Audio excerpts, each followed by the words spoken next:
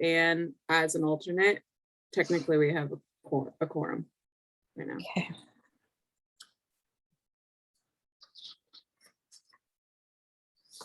There's TJ. Yeah. Hello. Yay, you made it.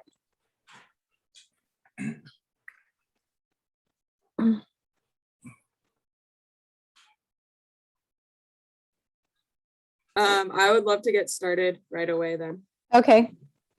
So I'm going to call the meeting to order. Welcome to the regular meeting of the Bicycle and Pedestrian Advisory Committee on Wednesday, October 6th, 2021. It's now 6 p.m. I'm going to ask the traffic engineer, Lauren Davini, to call the roll. Member Allison, Here. Member Bergman, Member Haggerty, Here. Member Mooney, Here. Chair Powers, Here. Member Solomon, alternate member Coyne,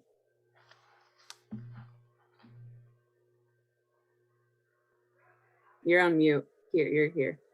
Youth member Nielsen. Here. Here. Can you hear me? Yes, would love to see your video if you have it available. I'm sick right now, so I look horrible. Ooh. Okay. Sorry about that, Tyler. Okay, no worries, Tyler. Thanks. All right, my little spiel. This meeting is being held virtually and viewers are welcome to provide public comment online or by telephone at 669-900-9128. And the meeting ID is 865-2507-8241# with password 071169. If you are watching the meeting and wish to provide public comment, please select the participants icon and select raise hand. If you are participating by telephone and wish to provide public comments, please press *9 when the chair opens the public comment period. When it is your time to speak, you will hear a notification that you have been unmuted. Press *6 to unmute yourself. You will have 2 minutes to speak. If you are submitting public comment to be read aloud in the record via the chat function, please write public comment in caps, introduce yourself, and write in your comment. There's a character limit, so please submit your comment in groups. Okay, we're going to move to the number 2 approval of the meeting minutes, but I just wanted to make suggest one change to the agenda first. Is that okay, Lauren? Can I do that now? Okay, so between number 3 and number 4, between public comment and our first speaker, we're going to have reporting out by our ad hoc committee, our North-South Greenway ad hoc committee. So approval of the meeting minutes. Do any members have any questions or corrections for the meeting minutes? Okay, seeing none, we'll go to the public. This is an opportunity for the public to comment on the minutes. Lauren? Before opening it to the public, Anne did point out that the date was wrong on the minutes, so I'll be revising that to say the meeting in August. Okay, before this August gets 4th. Yeah. Oh, thank you, Anne. Good editing. Okay.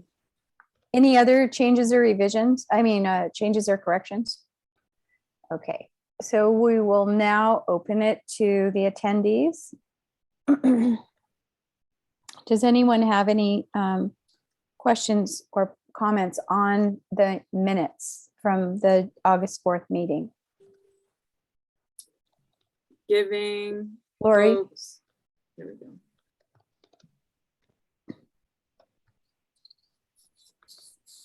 You just said something about chat and there is no chat that I see. That's all I wanted to comment on. Okay.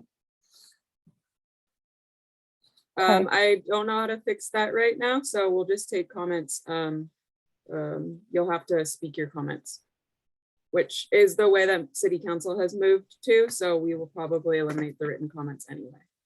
Okay. Okay, so we'll close public comment with that. And are there any objections to the minutes? Seeing none, we'll say they're approved. And we'll move on to item number 3 on the agenda, which are public comments for items not on the agenda. You'll have 2 minutes each. The time for public, this is the time for comment on topics that are not on the agenda. We value public attendance and participation at Bpac meetings, and we thank you for attending.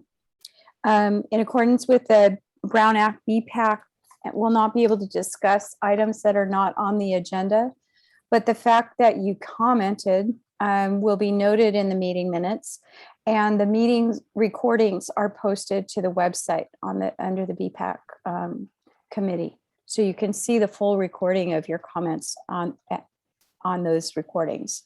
In some cases, the Department of Public Works staff may reach out directly regarding specific concerns, and some topics that are brought up during public comment may become agenda items for future Bpac meetings. Your comments must be limited to 2 minutes. And do we have a volunteer timer? Thank you, Anne. Okay. Lori, are you raising your hand again, or is that from before? Okay. Lauren, do you want to repeat the instruction? Raise hand function. Okay. Please use the raise hand function if you'd like to comment. Okay, seeing none, we're going to move on to our next item, which is our ad hoc committee reports. Will just be one tonight, and that is the North-South Greenways ad hoc committee. Phil? Sure, thank you. As a refresher, we made this North-South Greenway ad hoc committee to sort of follow all the projects along the North-South Greenway to help us be more informed for the projects that come up in San Rafael and our place in that. The committee is myself and Ann and Tyler are the committee, and we have help from a lot of people gathering this stuff, especially Warren, who's up on the screen here too. So there is a lot of good stuff to report. Because of that, I think I'll just start at the south. We'll start all the way at the Golden Gate Bridge, and I'll move north. And towards the end, we'll talk about a couple of things happening in San Rafael. So first off, the Golden Gate Bridge Transportation District did a virtual open house this afternoon at noon today for a bicycle safety study that they released a couple weeks ago. They didn't actually propose too many changes in the path itself, maybe some additional signage, and then they're very into bicycle speed limits. That process is going to keep going on for a couple of weeks and more public comments. And there's a virtual open house if you're interested in seeing that. Also exciting is our representative Jared Huffman included the Vista Point Trail Rehabilitation Project as his earmark in the federal transportation bill. So that is something worth keeping our eye on. Then this would really improve the experience of riding from Fort Baker down below the Golden Gate Bridge to the east or the pedestrian side of the Marin landing of the bridge. So we'll just be following that. Again, nothing for us to do. Sausalito has a couple of projects. They started recently a project to improve the ferry landing, which will include bike circulation. So where the ferry is now, there's large parking lots, and they're sort of reimagining that public space and what that could be. I think that is a year or multi-year process, and they're in the very beginning of that. But that is another thing we'll keep our eye on. Also in Sausalito, the Gate 6 intersection update was just finished after like years and years. So this is at the Sausalito end of the bridgeway from Mill Valley to Sausalito, sort of near the Mike's Bikes that is there along the path. And this is kind of a cool intersection for riders traveling towards San Francisco now. The intersection has a green diagonal path and bike arrows to clarify the path of travel from the end of that path to the southbound lane on the bridgeway. And video cameras detect the bikes, and there's also a push button for that. For northbound cyclists, there's a bike lane that goes right across Gate 6, and it's a pretty clear connection to the bike ramp. You know, it was noted that it doesn't really do anything for Marin City.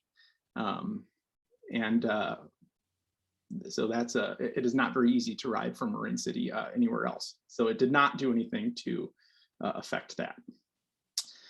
Moving further northwards towards Mill Valley, the Mill Valley Sausalito pathway is getting repaved in its most deteriorated section, which is like the southernmost section, which is great. They're going to do this work in October. They are going to close it completely for 2 days. The path will be completely closed. They have not said which days in October that is going to happen. That means there's only car access to get from Mill Valley to Sausalito. And yeah, so that's in October, and I think it was 3 weeks of construction, they said, for that. TAM just allocated some money to Mill Valley to improve the Lomita Drive pathway connection to the Horse Hill Path. This is not actually the north-south greenway. This is sort of tangential to the north-south greenway because we don't have the Alto Tunnel yet, but this is a way you get through to the Horse Hill Path. It goes by that. There's an elementary school over there. So that's good news. In Corte Madera, the Corte Madera Creek project is still going on, and it's a little behind schedule, but they're hoping to open that in the spring of 2022. Moving on to us here in San Rafael, we have a preferred alternative for the transit center, which is great, and we had talked about that in a previous meeting, and it was they chose the option that certainly I liked, and I think Bpac tended to like also. They do, relevant to the north-south greenway, they do have a couple of blocks there that are the proposed bikeway are also going to be a car drop-off and pickup area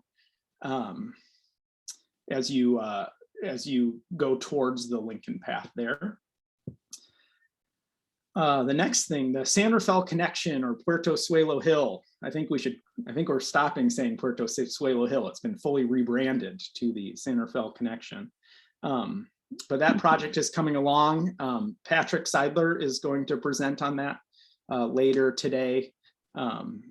Just as a reminder, we had 2 goals for that. One was safety with the intersection there on the north side of that. The other was to make it a pathway for all ages and abilities. Really, we were hoping to get a steady grade, a grade no greater than 5% if possible.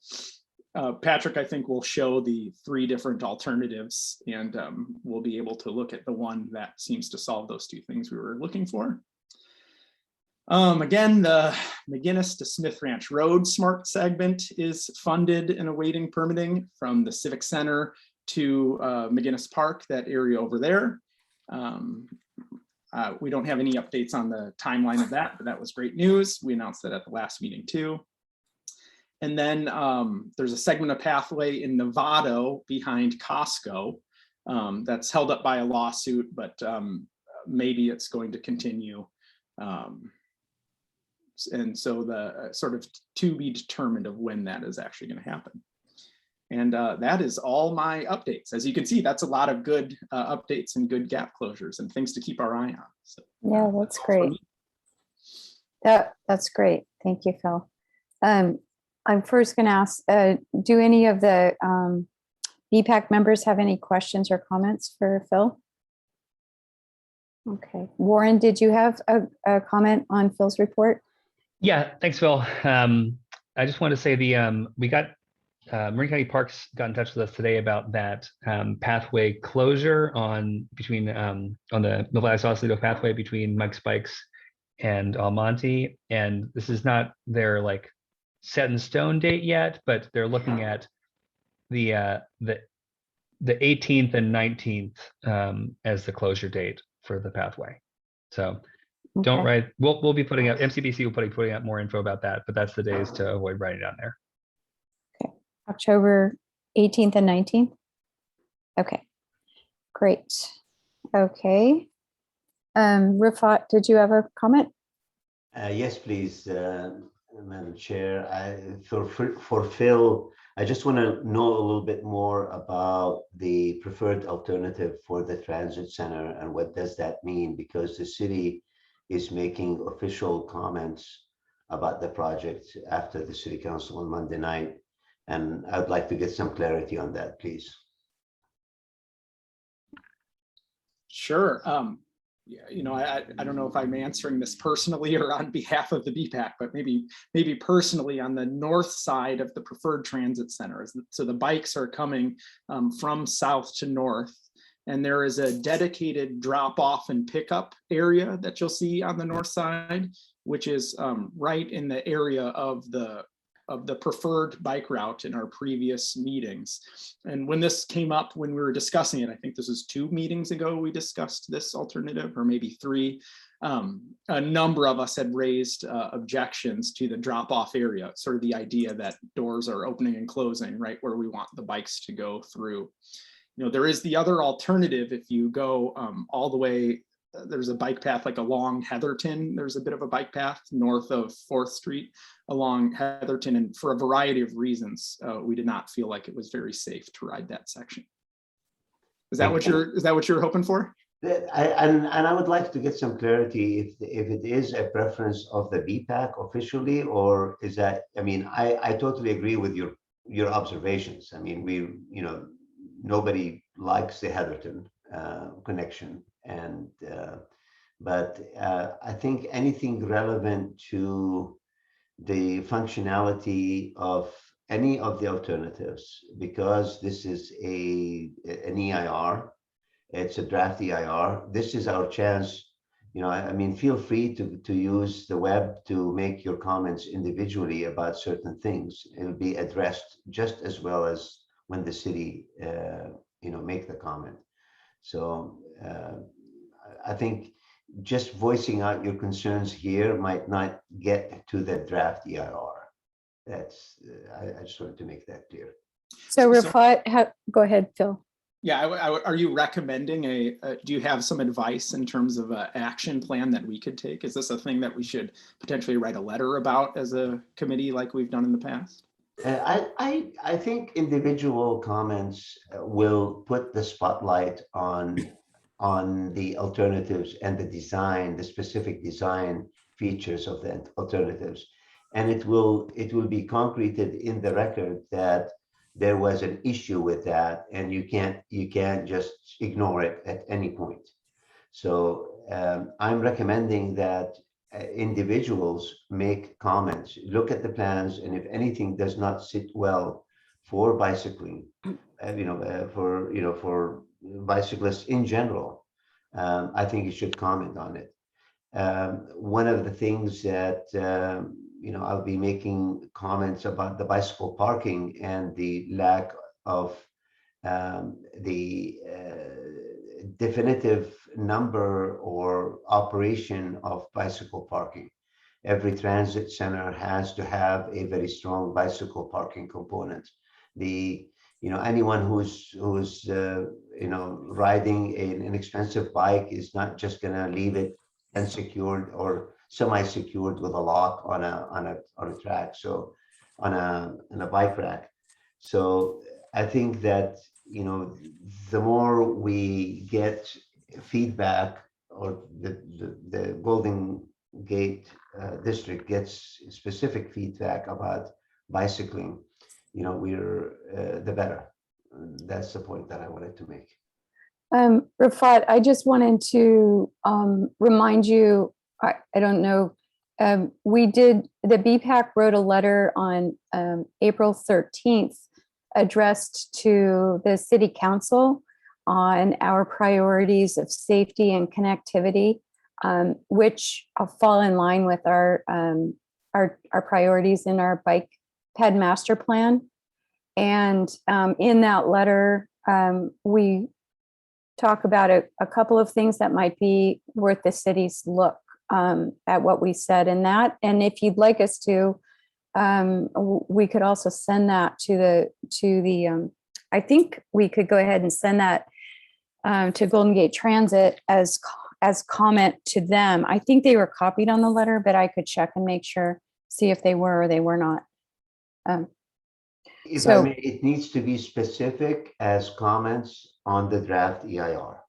I mean, Oh, if they received a correspondence, that does not make it an official record of the draft EIR. Okay, So it needs to be addressed to the EIR specifically. okay.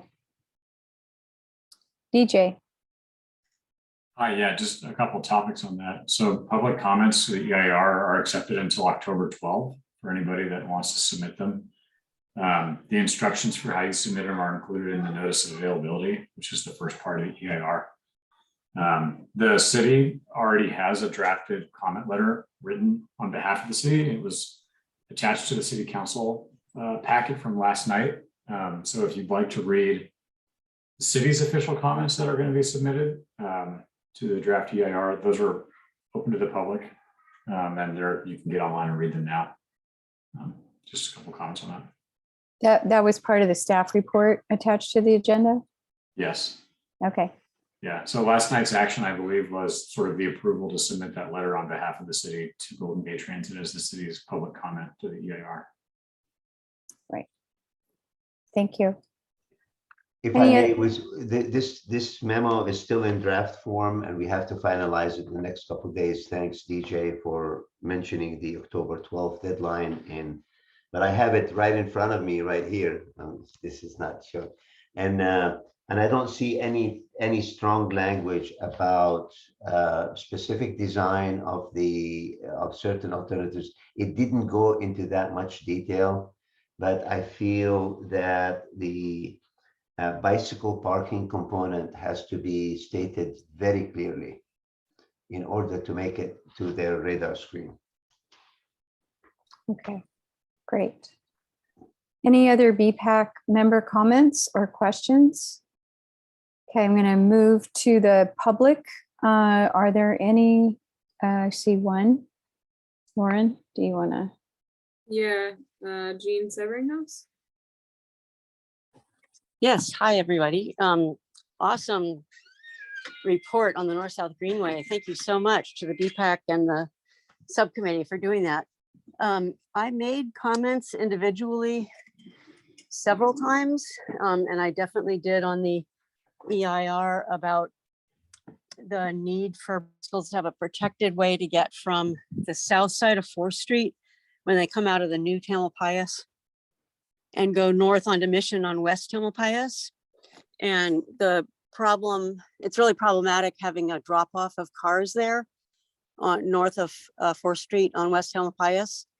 I don't think it's actually even necessary, and it'll do something even worse, which it will invite cars to turn off of Heatherton onto 4th Street. And 4th Street is the priority biking and walking street. So we're gonna have all these taxis and drop-offs unnecessarily turning onto 4th Street and then turning north on West Tamalpais. So that makes it worse for walking and biking. So it'd be great if the Bpac could really explicitly say that's not, the bikes need to be taken care of well in that area. Because we've been talking about this in Safe Routes to School a lot, and it just keeps coming up. We need a safe way for the school kids to get north and south and east and west right there, at 4th Street. So that's going to just make it worse. So I suggested that they take that not functional path on Heatherton north of 4th and carve out a drop-off pickup there on Heatherton for coming from the north. And if you're coming from the east or west, it's good to stay on between 2nd and 3rd. So carve out something not on the bike path between 2nd and 3rd, maybe on that sliver of land to the west of the train tracks.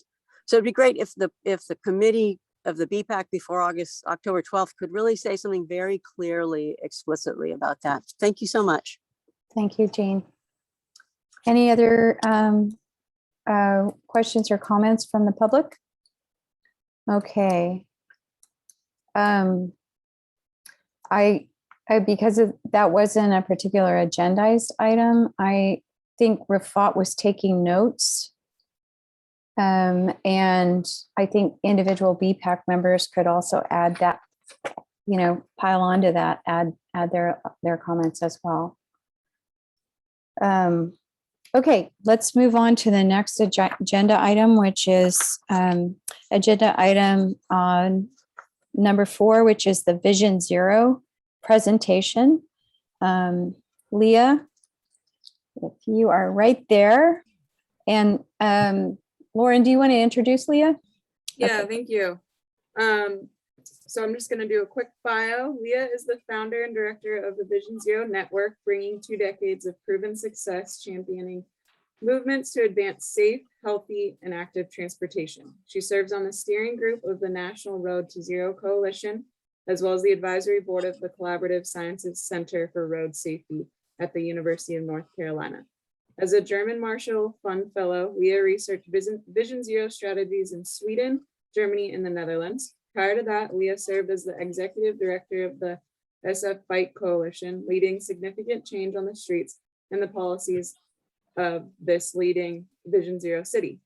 She also served as a policymaker on the boards of directors of the Golden Gate Bridge and Highway and Transportation District and the SF Municipal Transportation Agency, as well as the National Alliance for Biking and Walking. And Leah is a resident of Sebastopol. Thank you so much.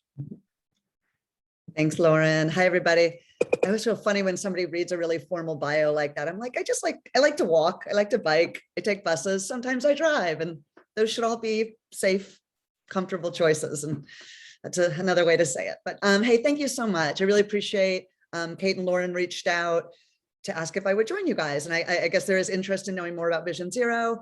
So I'm excited to just do a little bit of overview. I was going to share a bit about kind of what we're seeing around the country, particularly in some communities that may be similar or might have some same issues as San Rafael or similar, and kind of let you know some of the kind of core principles of Vision Zero, but really want to leave most of the time to questions and discussions. So I'm a fast talker. I'll go really quickly through, share some slides and such just to give a little overview, but then I'd love to open it up to you all as Bpac members and those on the line, others. So if I can share my screen, is that okay? I'll just take things over here. Okay. Great. This looks like it's not full slide. So 1 second. Great. Does that look full slide to you guys now? Awesome. Great. So yeah, you probably know what Vision Zero is. It's definitely getting a lot of attention, but just for those that might be a little newer to the concept, the goal of Vision Zero is the goal of 0 traffic deaths or severe injuries among all road users. And I really want to emphasize that. It's certainly getting a lot of attention, particularly among people walking, or deaths among pedestrians, because that number is so tragically increasing. They all are, unfortunately, but I just want to really emphasize Vision Zero is for all road users, people walking, biking, driving, taking transit, every single mode. And I put this in mainly just, it's funny, I forgot about the bio part, but to let you guys know I'm local. Again, I kind of cut my chops on this stuff, working with the San Francisco Bicycle Coalition. This is a picture of me in my old neighborhood in the Mission with my bike I still have. And let me just pause to say, I'm really, truly grateful for you all taking your time. I know this is volunteer, obviously for most, taking the time you are to work on safety and bicycle and pedestrian access in San Rafael. It's an awesome community. I like visiting there, and I know how important your work is. I've worked with a lot of different Bpacs over my time, so thank you for the work you're doing. I'm just going to show you a little bit of what got me into this work. Obviously, I'll be honest, I kind of fell into bike advocacy. It's not something one studies, right? And Warren, you probably know that as well. It's something you kind of fall into. But what really got me, frankly, riled and as committed and passionate as I am, and really what motivated me to start this new work in Vision Zero, which I'll focus on today, is this terrible number. And as you can see, names listed on these posters. And for those that might not be able to see this, in 2020, an estimated 42,060 people were killed in preventable traffic crashes in the United States. And I really want to emphasize the preventable. That's really what Vision Zero is about recognizing these are not inevitable things, they are preventable. And it was shocking to me to learn this only in the past few years, that traffic deaths are the leading cause of deaths of youth in this country. This is actually internationally the same, but I was shocked that something that is killing more kids in this country does not get more attention. but that's changing. So I start with the shock and awe. These probably aren't brand new numbers to you, but I want to pivot now to, okay, what can we do about it, right? Let's not stay in that dark place. Where can we go with this? And a lot of communities are going places with this. And that's what we want to talk about is Vision Zero. So quickly showing a map. There's a few more that we haven't added, but there's about 45 communities across the country that have committed to Vision Zero. So this is a situation where, it's not just one person, it's an official commitment where their mayor, city council, police chief, transportation director, officially set the goal of zero traffic deaths or severe injuries among all road users by a certain time. I don't want to pretend like they're all doing an amazing job, but they're all starting, they're along the spectrum here. But today I'm going to focus a little bit on kind of what does that commitment mean? And then what are we seeing in some communities? But I want to point out more in California than anywhere, which I'm very, very proud of us. That image looks a little funny, sorry, but you've probably been hearing this, maybe hearing this theme a little bit. A really simple way to put this is, we're not just aiming for zero traffic deaths. We're really trying to change the culture around safe mobility. And here's a really simple way to put it. These are not accidents. Those 42,060 traffic deaths. And by the way, 1.3 million severe injuries estimated in addition, but these are not accidents. They are crashes. They are incidents, right? They are collisions. But to assign that word accident, and I'm not trying to get into who's at fault individually, let's leave that aside. What I'm going to talk much more is about the systems that we have and the piece that I think you all think a lot about, right? How do our paths connect? How are speeds set? How are we designing our communities, right? What are the land use patterns? How are we incentivizing or disincentivizing transit, walking, biking? All of these things really add up to this really basic theme of these are not everything I just named, all those decisions we make, whether it's your city council or maybe you all on the Bpac making recommendations, or a traffic engineer or a policymaker or a police officer. The policies and designs and plans and practices are not accidents. We make all sorts of choices in our community and they add up to something. And I'm going to talk about kind of what we're seeing, what they add up to. So a little overview here. Again, I know I'm going really quickly, but thank you. I know Lauren also shared some materials beforehand. So I hope you can, feel free to dig into those more. This is a really high level approach or summary of the main differences. I won't talk through them all, but a couple of the main differences between the traditional approach of traffic safety and Vision Zero. So top of the line is, traffic deaths are preventable. And it's not like we've been consciously walking around saying, oh, traffic deaths are inevitable. It's not that, but even that use of the word accident, right? It's as if that's the way we were all raised, I imagine, right? It's an accident. Well, no, actually, let's look into it more. Let's understand if the road had been designed differently, if that car had different safety technology on it, maybe the crash would have happened, but would it have been so severe? Would that person have died? There's a lot of pieces here that make these incidents, again, the deaths preventable. So it's really shifting the mindset. So when we say Vision Zero, the goal is obviously zero. It's not just language. The language is important, obviously, but we're really shifting how we're thinking.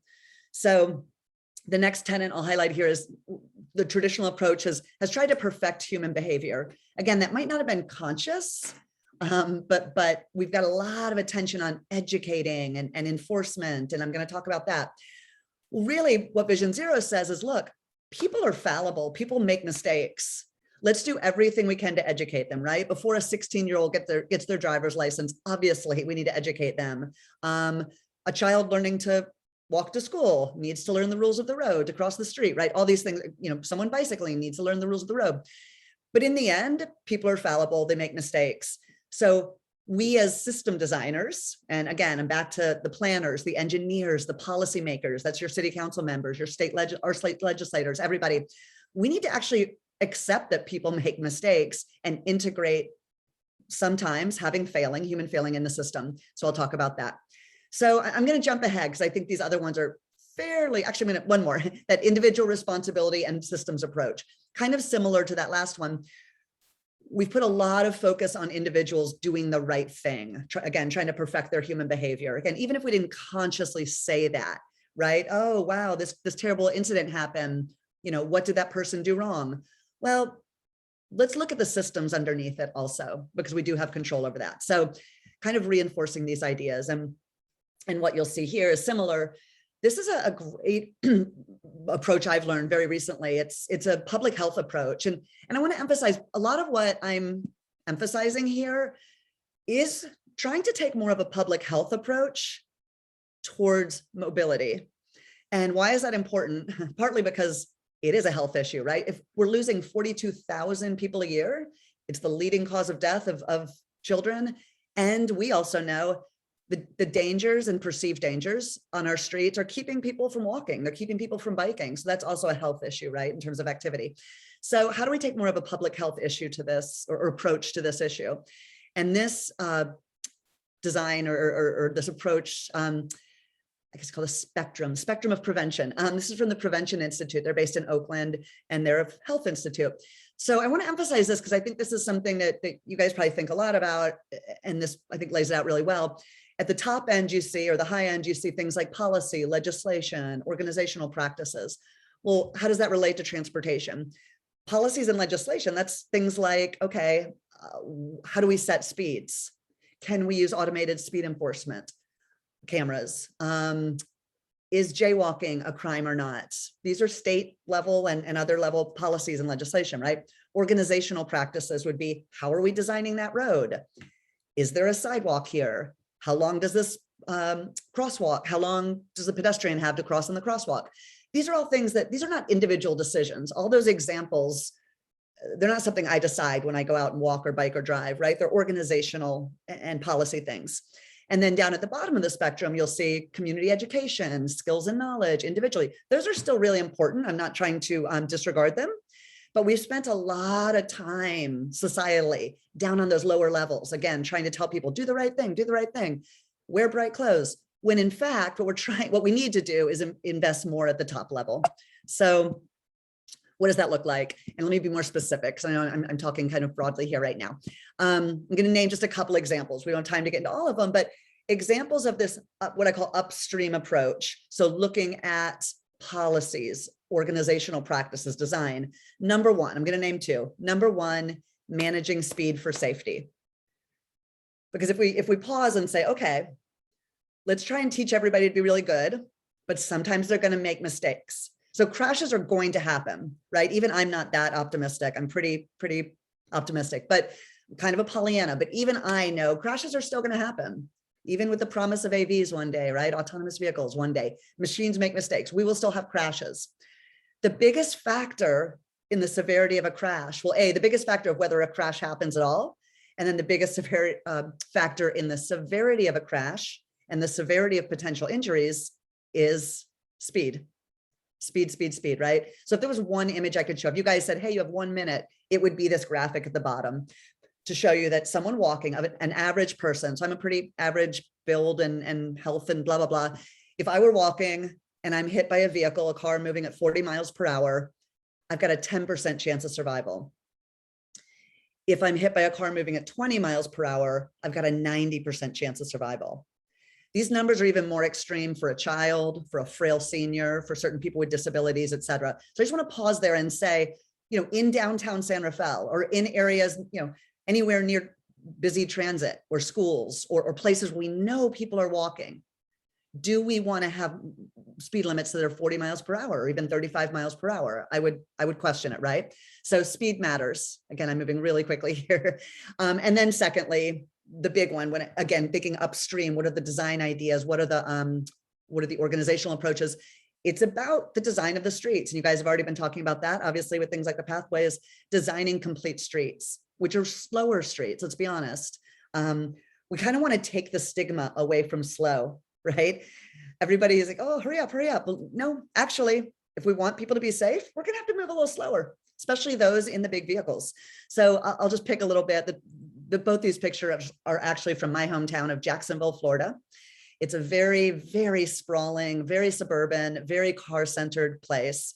And you see these kids walking, and you guys were talking about safe routes to school earlier. These kids are walking to school. Hooray, right? Isn't it great that some kids still walk to school? School's about 3 blocks from here. These are kind of like upper elementary school, probably, if I had to guess, 5th or 6th grade. There's no sidewalk. And I know it looks like a calm street. This is actually right where my parents live, but it's not. People drive really fast here. So it's like, okay, what educating these kids doesn't do a lot of good here, right? These kids don't have a sidewalk. Whose responsibility is that? Again, it's a systems issue. The guy biking on the bottom doesn't have a dedicated or anywhere good to ride. So really thinking about how are we looking at the systems we've designed. So kind of zooming back out, then I'm going to share some quick examples of cities.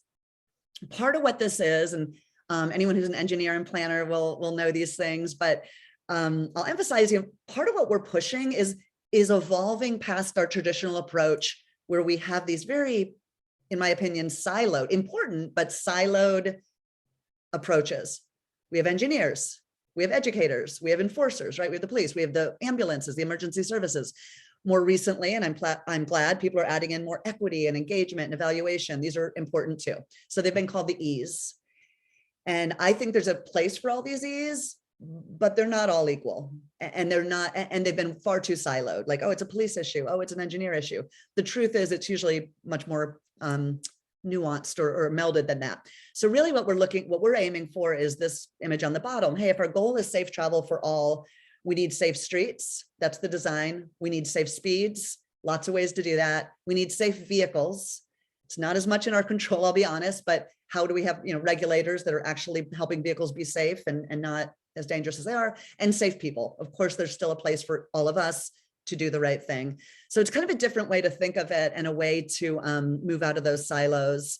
And I just want to quickly say, because this is an important issue in our country right now, that part of this is not over depending or overemphasizing the ease of enforcement and education, but particularly enforcement. And I say that because we know we have issues with police enforcement in terms of racial bias in traffic stops. The number one way that people in this country interact with police officers is traffic stops. And I won't go through the time, but I'm sure we're somewhat, people are familiar with the data coming out there. So part of our role too is to say, how do we help design more self-enforcing roads? Police have much better things to do than pull people over for things. So let's really focus on the self-enforcing roads.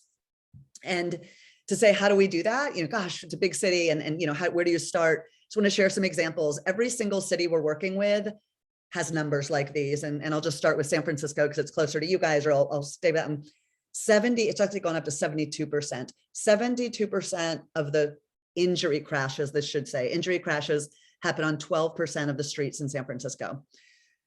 That's sad in a way, but it's also power, right? Information is power here. Do they need to go out and touch every single street in San Francisco? No, they need to focus on their high injury network.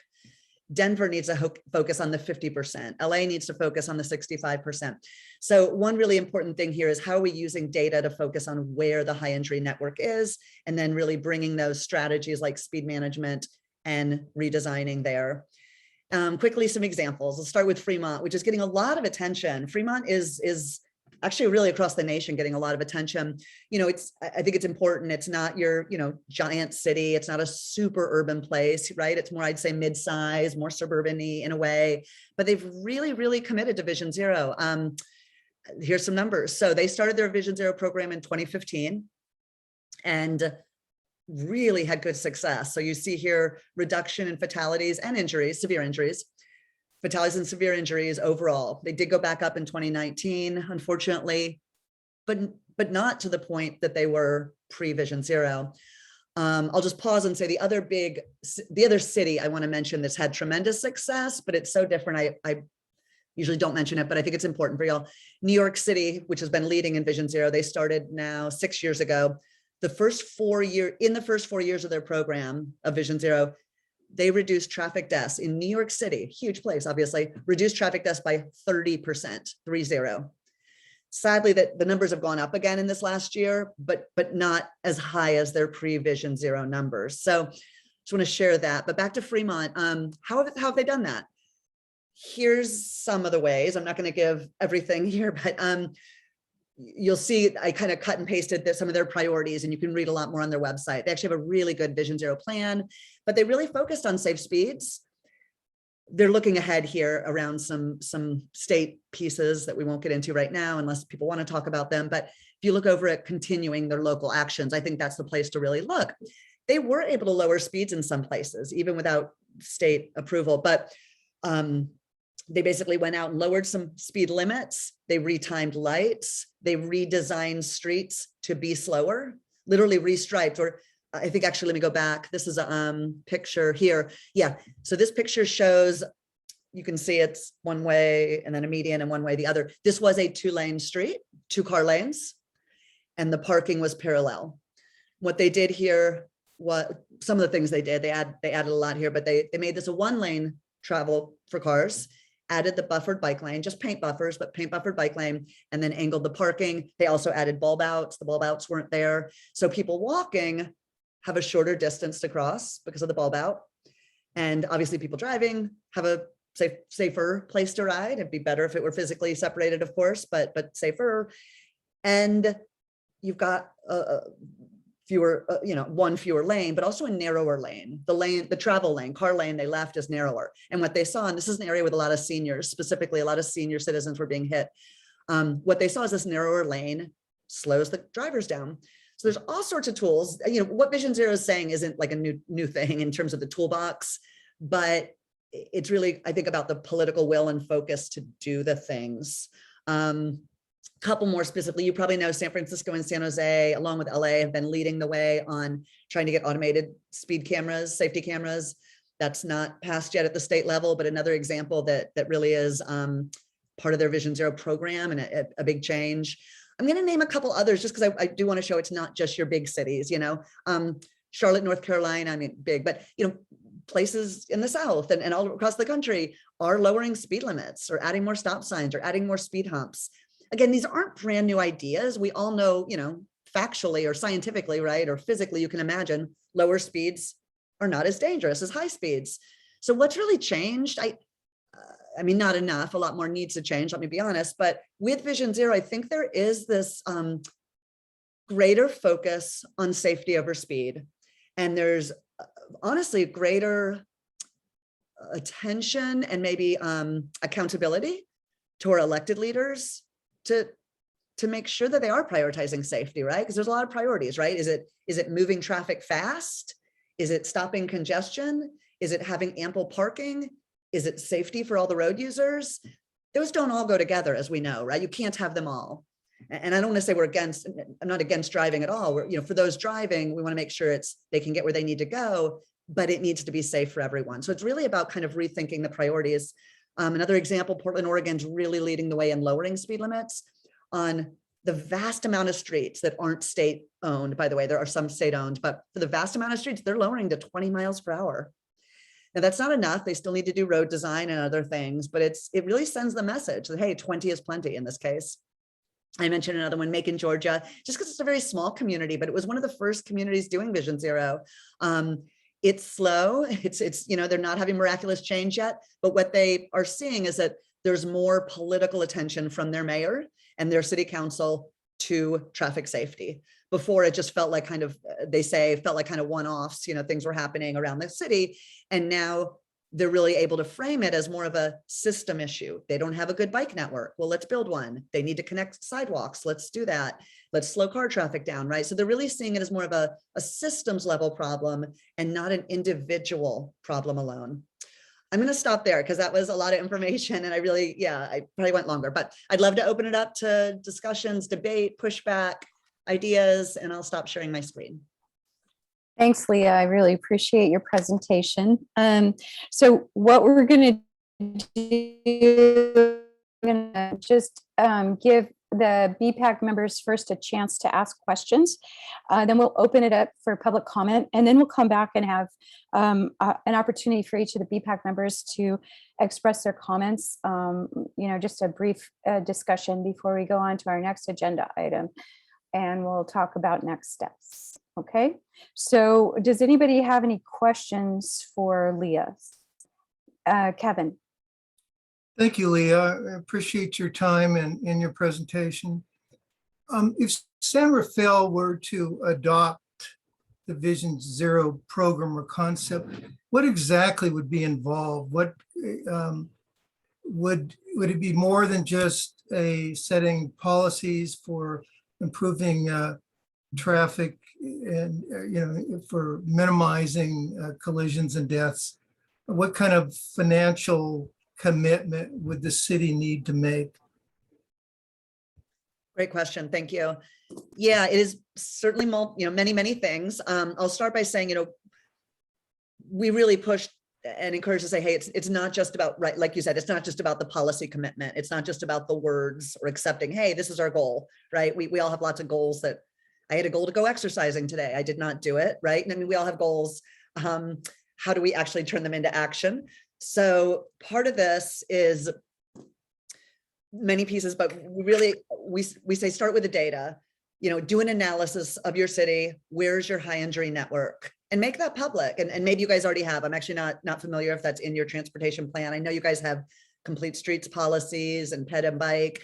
And sometimes it helps even just to get it in one place, if it's a ped plan here, a bike plan here, kind of everything in a way as a driving plan. So how do we kind of put it together and say, okay, what's the high injury network for everyone, all road users? And then really focus to say, okay, we're going to lay this out. We're going to prioritize these. We're going to bump them up. And let me pause and say, I didn't talk a lot about equity in here, and I apologize. I should have. I know I talked about enforcement, but what we see over and over again, and sorry, Member Haggerty, this is going a little off cue of your question, but I'll come back, is certain communities are more impacted, disproportionately impacted, along with children, which I mentioned, and seniors, also people walking and biking, also communities of color and low-income communities. Over and over again, in every city we're seeing, when they do that analysis, there's a disproportionate traffic problem, safety problem in those communities. And that's not very surprising when you look at the road design, right? Those communities are often where there are high-speed arterials or freeway touchdowns or lack of sidewalks or lack of good bike connectivity. So it's back to the system that's there and the results. So what do you need to do? It really is about starting with the data, making the commitment, starting with the data, committing to say, okay, we're going to make these changes, knowing there's going to be public pushback, right? Knowing that some of this is going to be telling folks, hey, we're going to go slower, right? So over time, is it lowering speed limits in some areas? Is it major road designs, road diets that might take up parking, that might reduce travel lanes? I know you guys are familiar. You're doing this already in San Rafael and across the country we are, but really trying to emphasize these changes need to happen for safety, really leading with safety. And by setting a goal, and that's part of the importance here, I think, is it's not just, oh, we want safety one day. We're setting a goal. Is it 10 years for San Rafael? Is it 20 years? Is it 5 years? I don't know. That's something to look at, but to say our goal is 0 in X years, and we're going to really measure on this. And, the transportation department, the police department, and the health department, they're going to come forward and report quarterly to the city council. How are we doing? Here are the 10 things we said we would do. Are we doing them? And again, it's not just the actions like the road design itself, but different policies and funding. Let me come back to funding. How much time are we spending on safety related stuff versus congestion management, level of service, car throughput? That's really important to it's wonky, but it's important, right? So back to your question about money. Thank you for saying that, because it's super important. The early cities we worked with, New York City, San Francisco, DC, Seattle, actually not Fremont yet, San Jose. Those were some of the first cities we worked with about 6 years ago around Vision Zero. All of them made the commitment and developed and created a Vision Zero action plan without new funding. They did not have new staff. They did not have new funding. Great. I want to emphasize getting new funding is better. I'm not saying don't get new funding, right? New funding, thumbs up, but don't wait till you have new funding. What this is about is priorities, right? And we're all, let me just say, raise your hand, anyone who ever thinks your community is going to have more than enough or even enough money. This isn't a new problem. Communities don't have enough money. We just don't. We're never going to have enough money. So it's always about priorities. What are we doing with what we have? So really a piece is to say, okay, we have this transportation budget. How are we going to use it?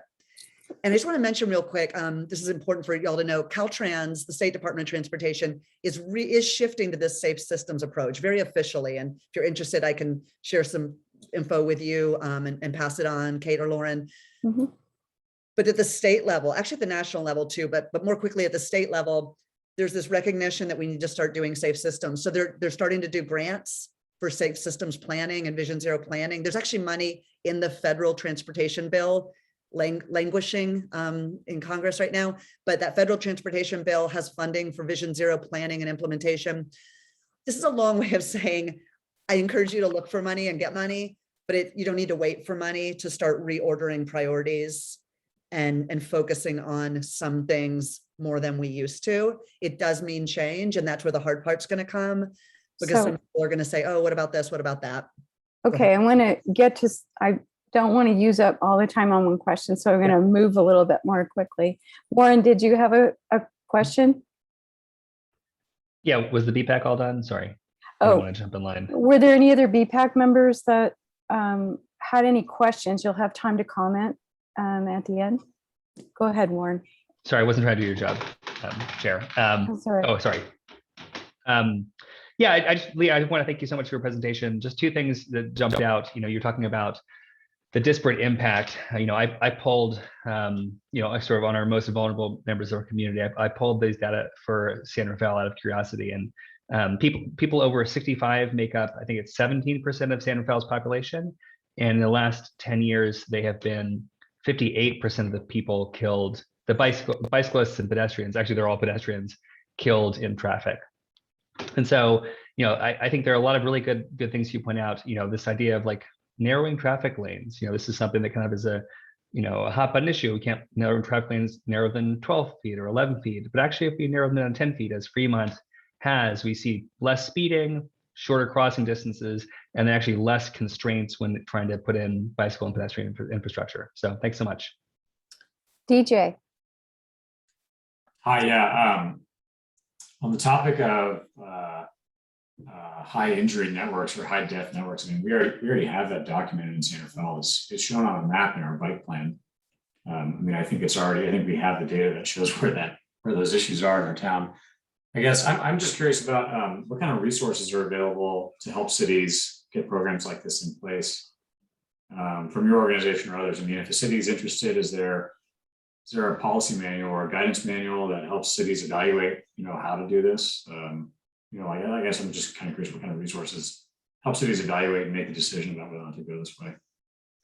Yeah, I'm happy to say the cities that are doing it have been really generous. People want each other to succeed, right? It's been really nice to see, like, Portland tries something and then it works, they share it. If it doesn't work, they share it. It's really nice and that's part of what we're doing. So I should have introduced, by the way, Vision Zero Network, we're a nonprofit group. And what we're doing is basically serving as a network for cities working on Vision Zero. So we're not on the ground doing it, but we're literally, if you look at our website, we have a whole page of resources where you can see, this is also new. I don't want to pretend like it's a perfect manual. There's not a perfect recipe book or such, but we're learning from those doing it. And we're learning from other countries too. But you'll see, we have a how to create a strong Vision Zero action plan. So it's about a 10-page document with some high level stuff in it. Again, each city is going to be a little different, but how to engage the community, have a stakeholder group. Like, there's definitely some great, I don't know if I'd call them best practices yet, because it's only a couple years old. I would call them promising strategies that we're happy to share with you. Lots available for that. And then if anything, I do think the funding is going to be increasing from both the state and federal level, specifically for safe systems and Vision Zero.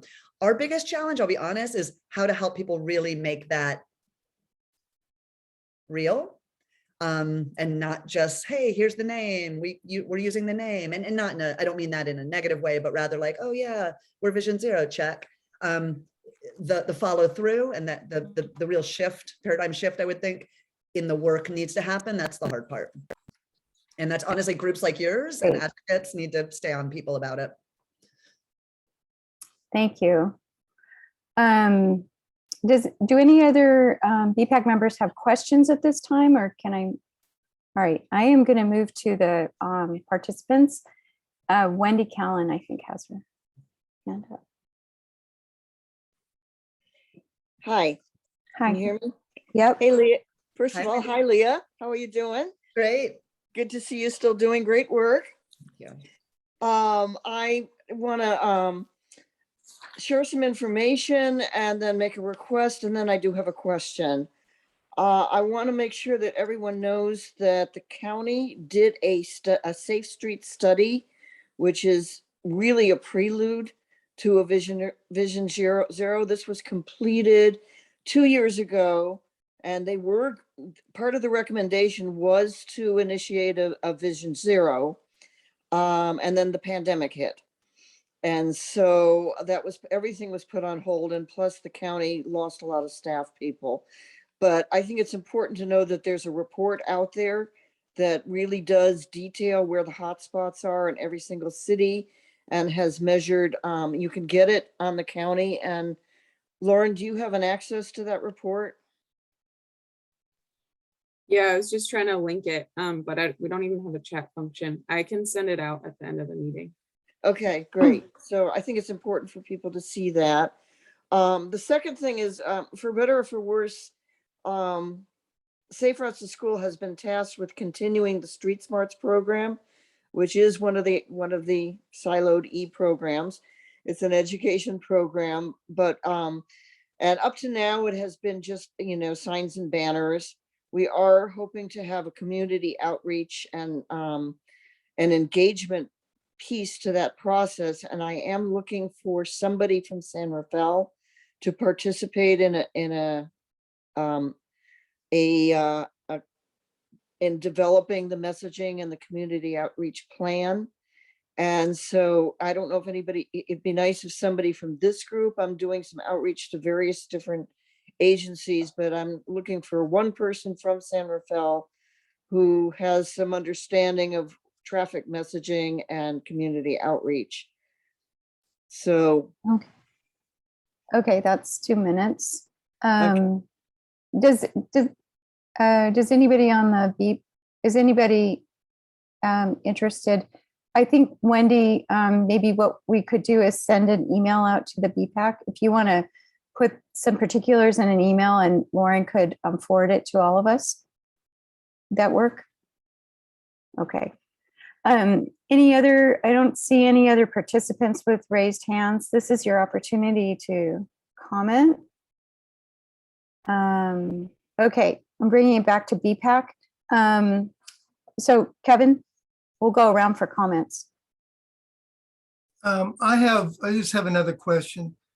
So Leah, if let's say the city, let's say San Rafael, the city of San Rafael or any other city says, we're already doing a lot of what Vision Zero is doing. I mean, we're doing it, we're gathering statistics and improving roadways. What is the advantage to us to become part of the Zero Vision Network? Yeah, let me say, not a huge, I mean, you're going to connect with more people, but that's definitely not a reason to do it. I mean, let me pause by saying we're not a membership group. Nobody's like kind of within us. We're a two-person staff person group. So it's not so much that. I would say it is, I think it's more about if people are wanting to shift the approach in a significant way, Vision Zero and Safe Systems is a way to do that. I would say most communities are doing many pieces of the work there, right? Like, okay, road diets, bike lanes, yes, check, check, check.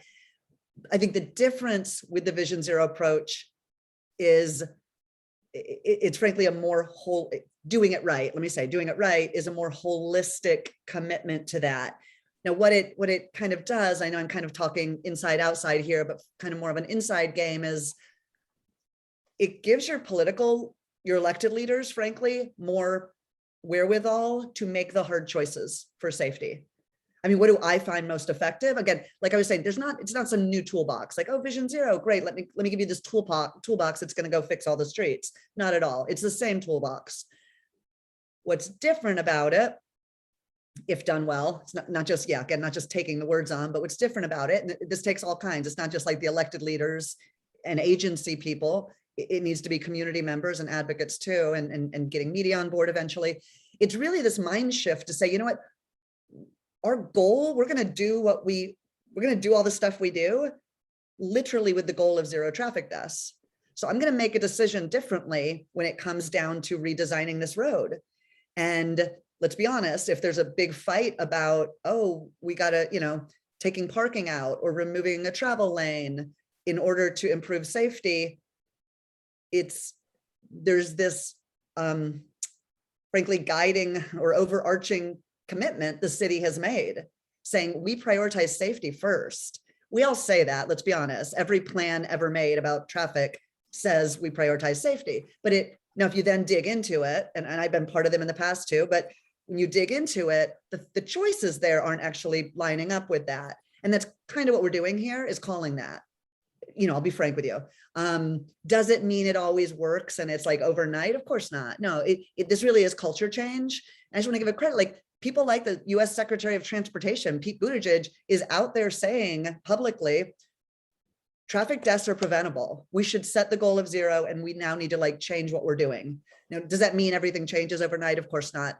But part of it is really getting in the mindset. And frankly, as the next generation of planners and engineers and electeds come up, we're doing things differently. I consider it, frankly, not unlike, over the last 30 plus years in terms of, environmental awareness, right? People would be like, oh, let's, save the polar bears 30 years ago, but nothing would change. One could say, it's definitely not done a great job, but now decisions are made in certain ways around sustainability, right? So how are we doing that in the world of traffic safety? That was probably your answer that you needed. Phil, did you have a comment, Phil? Yeah, my comment was just sort of a reminder to myself and others of how this all started. And thank you very much, Leah, for coming here. And that was 4 months ago. We were going over our tracking progress from our bike ped master plan. And the first thing we have listed in our first goal is safety. And our 22 tracking progress plan was to adopt a Vision Zero policy. And so that's how this came to be when we talked about it a couple months ago. And so I think it's a good reminder that, our goal for 2020 was to adopt this policy. And in 2022, our next one up is we are starting to make improvements from the baseline that we had in 2020. Great. Barry. Oops. Oh, there we go. There we go. Thanks for the presentation, Leah. As I just wanted to say, I think one of the things that's really valuable about taking on the Vision Zero as a label or a brand is that it does give that it's something that really does focus, I think, both the whole public and the elected officials.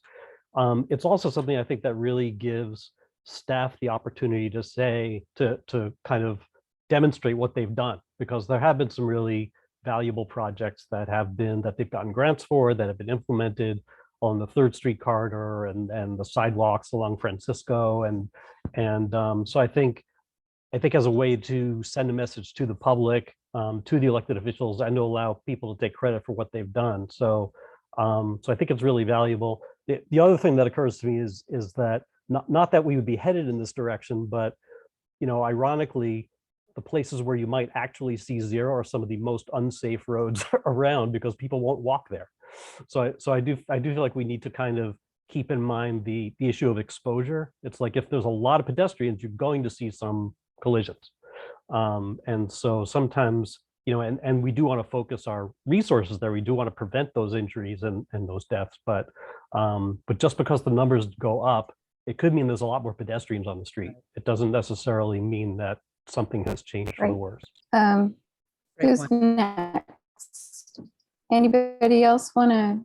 Anne, do you have anything? Did you want to say anything, or? Thank you so much for your presentation. It's very impressive, and I definitely feel like it's something we should think about moving forward on our committee.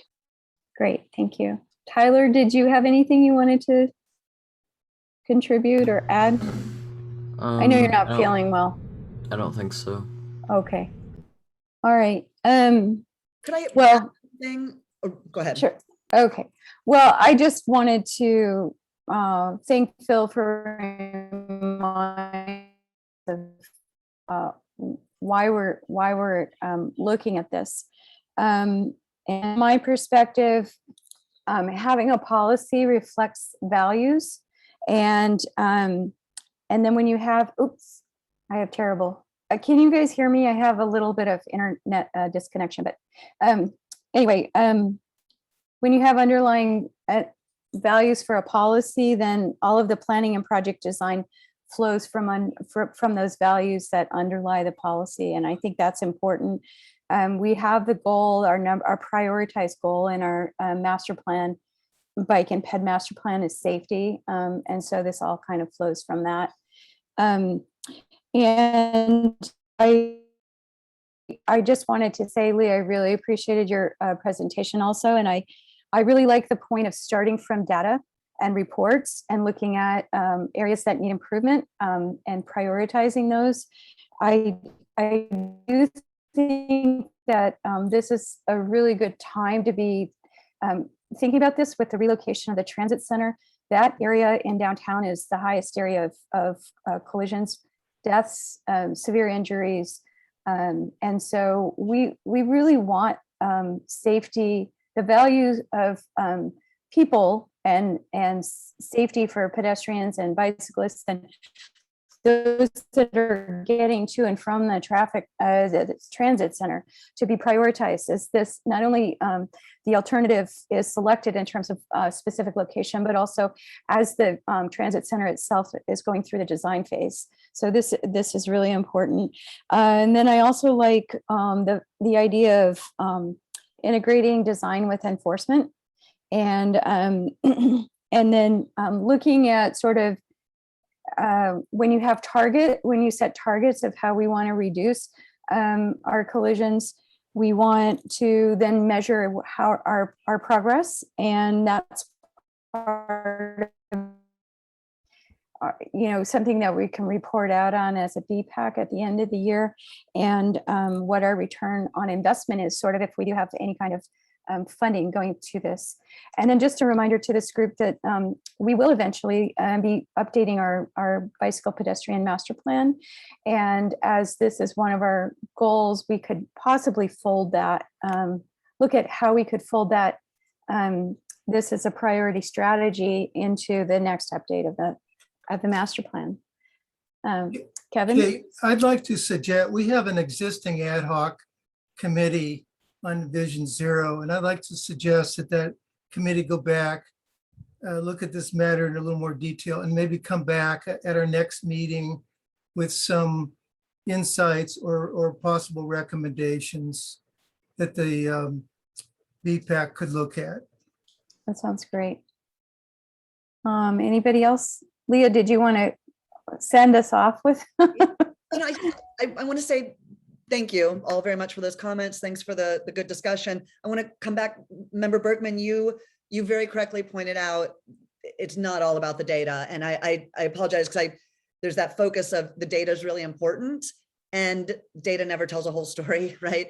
Numbers never tell the whole story, and the community input is so important, but especially when we're talking about safety around walking and biking, you're absolutely right that there are certain areas that are so daunting that no one's walking or biking there. So certainly no one's being hit, but it's still a problem because people want to be walking and biking there. So I just want to mention real quick, part of an example of what the Vision Zero approach would do that's different than the traditional approach is, and I really appreciate this, and I can share more information if you're interested. New York City and Seattle have both done great work with this. They analyze their data and they say, okay, not just where the things are happening, but what kinds of crashes. So for an example, a motor vehicle taking a left turn over a multi-lane, blah, blah, blah. It's a certain kind of design and hitting a lot of people walking. So instead of just going and saying, okay, there were, I don't know, 6 of these over the last 5 years, we're going to go fix these 6 locations. They said, well, we have 100 of this type of this location. Those, we haven't had crashes there yet, but it's very likely we will if this is such a problem. So now they're not done yet. I mean, in New York, the numbers are huge, right? But they're basically going across the board and saying, everywhere we have this type of movement, we're going to change it. And in some cases, it's just a matter of like retiming lights. In some cases, they're banning the left turn for cars. In some cases, it's just a matter of like brightening up the crosswalk and adding more crossing time. It depends. So I don't want to make it sound easy. There's work. But that's part of the systemic approach, right? It's not waiting for a crash to happen to go fix it. It's looking at the whole system and saying there's certain problematic things. We're going to get ahead of those and fix them before we ever have a death there. And I think that's very much can be the case in places that are, you know, not showing up on your map for different reasons. So I just want to mention that. And thank you. I'm happy to your point of resources that somebody asked, I'm happy to, you know, continue to share with you guys stuff that we have, what other cities are doing. By the way, Fremont is very excited about their program. And if you're not already, you know that, yeah, they're so willing to like team up and like help people out. And there's other cities that will just get on the phone with you and chat for a long time about what works and what doesn't. So happy to help with that. Well, that sounds great. Rafat, did you have a last comment on this? Yes, please. Okay. Chair Powers, I would like to, before we leave, let Leah go, I would like to kind of give a brief overview of what we're doing and maybe have a reaction from Leah. I really like your systematic approach. You know, I've been very close to Seattle, New York, Fremont. Fremont director is a good friend of mine, and I knew of the efforts from day one. I don't want to brag, but I was teaching this in 1991. And a lot of the Fremont people are my students. So I love what you're doing, and what you're preaching is fantastic. Do you see my screen? We can see, I can only see half. Okay, I don't know why. Oh, there we go. You can see it now. Okay.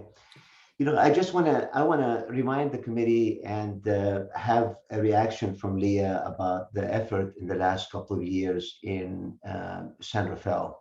You know, we have invested in a high crash injury location software. We updated ours, and now we have regular reports. And were able, because of the crash history, we were able to initiate projects like the San Rafael High School mid-block crossing. In terms of equity, we are embarking on a canal investment plan and transportation investment plan. It's a $100,000 effort that will update a plan and will highlight what people in needy areas are, what's necessary in needy areas. We've been doing signal timing for pedestrians. 4th Street cycle length when it went down 10 seconds. That compromised the speed that on the street a little bit in a concentrated pedestrian area, reduced the delay for pedestrians. We started out, and that's all in the last couple of years, leading pedestrian intervals at about 20 to 30 intersections. We took out West Francisco, we took out a lane, and we put in a bicycle track, spending millions of dollars in that project. You know, we have created about 2 or 3 funding channels in the operating budget to hit places like signal visibility heads, high accident locations, bicycle specific improvements. In 2019, we spent $700,000 refreshing all striping out of nowhere. You know, we just said our striping is not good enough. Let's, you know, clean up the city. 3rd Street design has many, and I encourage you to take a look at that, Leah. State-of-the-art design for at-level intersections, much smaller footprint, much smaller pedestrian exposure area. So we have a bike system missing gaps. We're working with the Bicycle Advisory Committee, and you'll see that you know, you'll see Patrick Seidler is a regular visitor of our department. So we're looking for what's missing in our bicycle system and working very aggressively, getting grant applications for all of the above. And you know, we recently updated the traffic mitigation fees, and it's a subtle change, but you know, pedestrian improvements made its way to eligible funding projects in that fund, and that's a substantial fund. So that makes the spending towards bicycle and pedestrian improvements. We have regular meeting with enforcement team. We have people in the police department who are intimately close to what's happening on our street, and we have regular meetings. Lauren is very active with hearing them and making changes as we see fit. So I think it's I'm going to stop sharing my screen so I don't take too much of your time, but I think we're very close to being a Vision Zero city. And from staff perspective, we welcome that to be official. We will be happy to work with the Bpac to make those policies the cornerstones for the program for San Rafael. And the systematic approach is already activated. And I am looking forward for the data, because when I first came to San Rafael, our report card did not look good. So there's a lot of room for improvement. And I'm sure that even, with just the list of things that we're doing right now,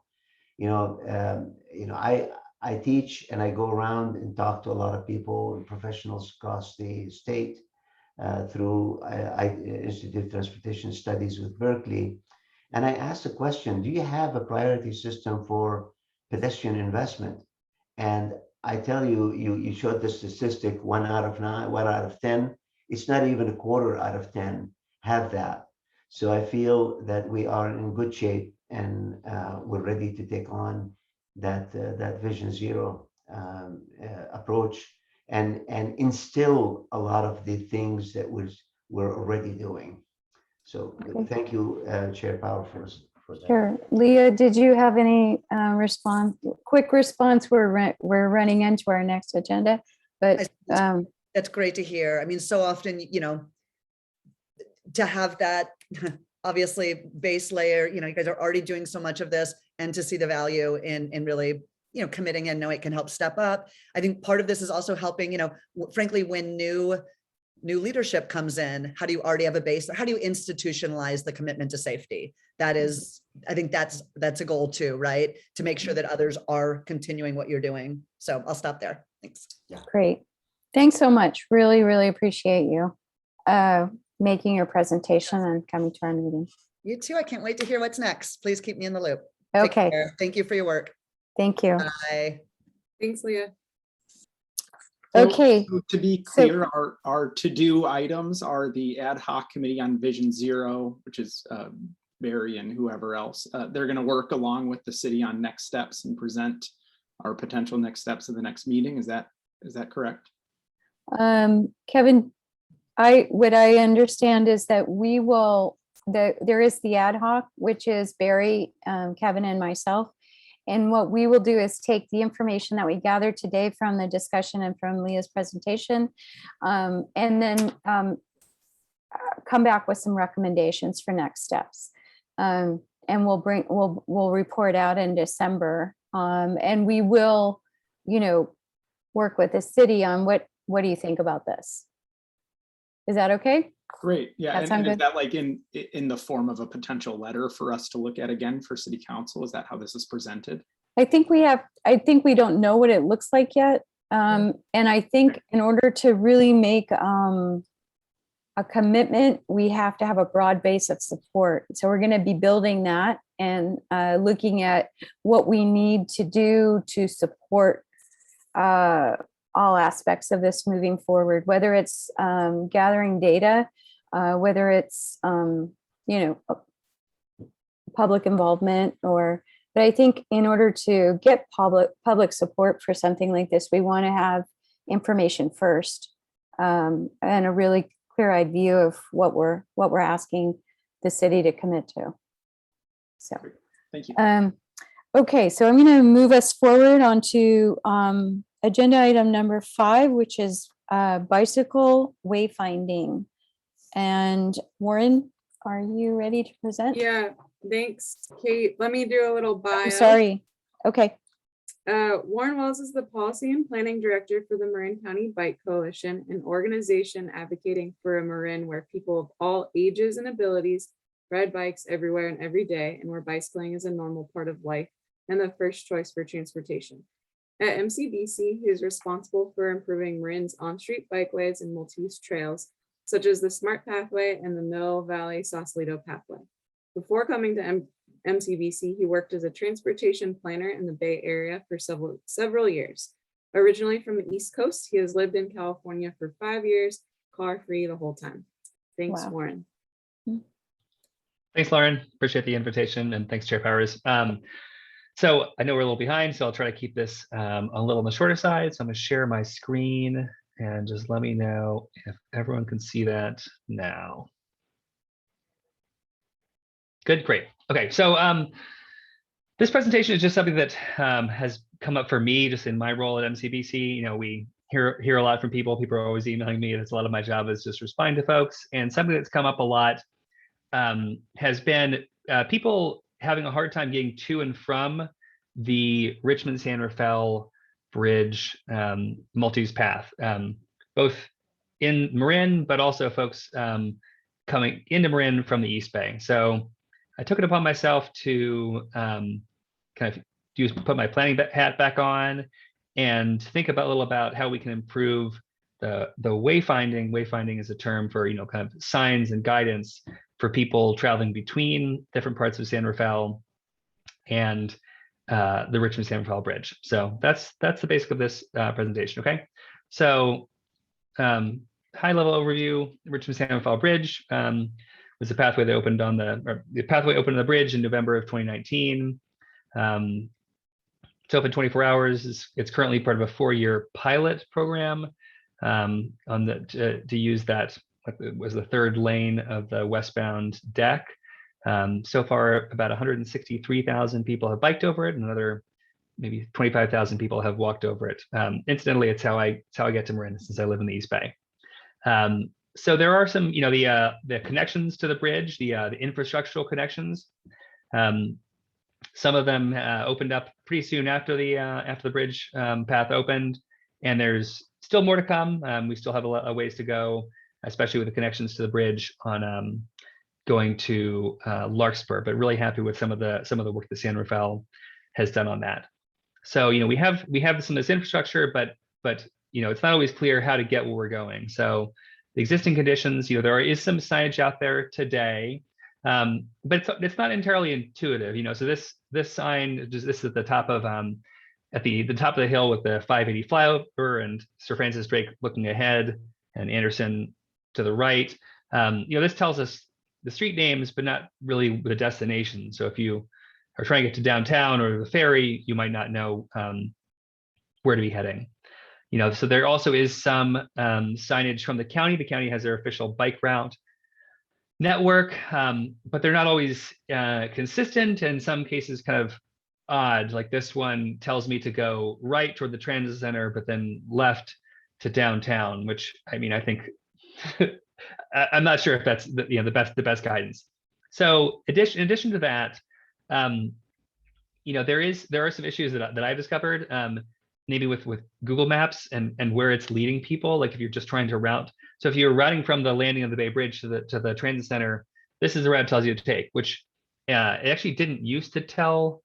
I think I have this. Yeah, so it tells you to go up over, you know, over Anderson, on Anderson, but then doesn't tell you to get on as the traffic engineer Rafat mentioned, the really wonderful new path. So still some work to do on this. In particular, until recently, I actually had to fix this by going into Google Maps and telling them that there was an error. They weren't recognizing the flyover almost 2 years after its opening. That's working now, despite submitting a bunch of requests to Google to try to fix this. This is still broken.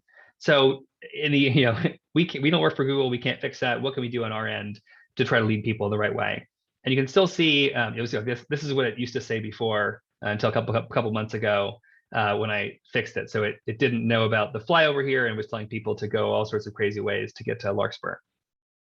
And this is the issue that I just pointed out, that that the Google Maps still doesn't recognize the Anderson to Second pathway. And also you can see in Strava, which again is not everybody, but is representative of people who probably ought to know better. There's a lot of writing both here on the lower right on East San Francisco, which obviously the city isn't where we want people to be riding. There's a lot of truck traffic. The pavement's still pretty bad.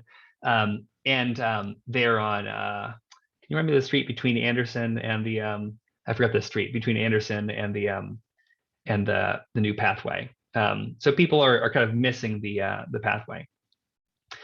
So this is also on Strava, showing the most popular route between the Richmond San Rafael Bridge and the transit center. This is for the last 2 years. So this is, if anybody rides bikes in San Rafael, this is not the way you'd want them to go. I see Phil smiling.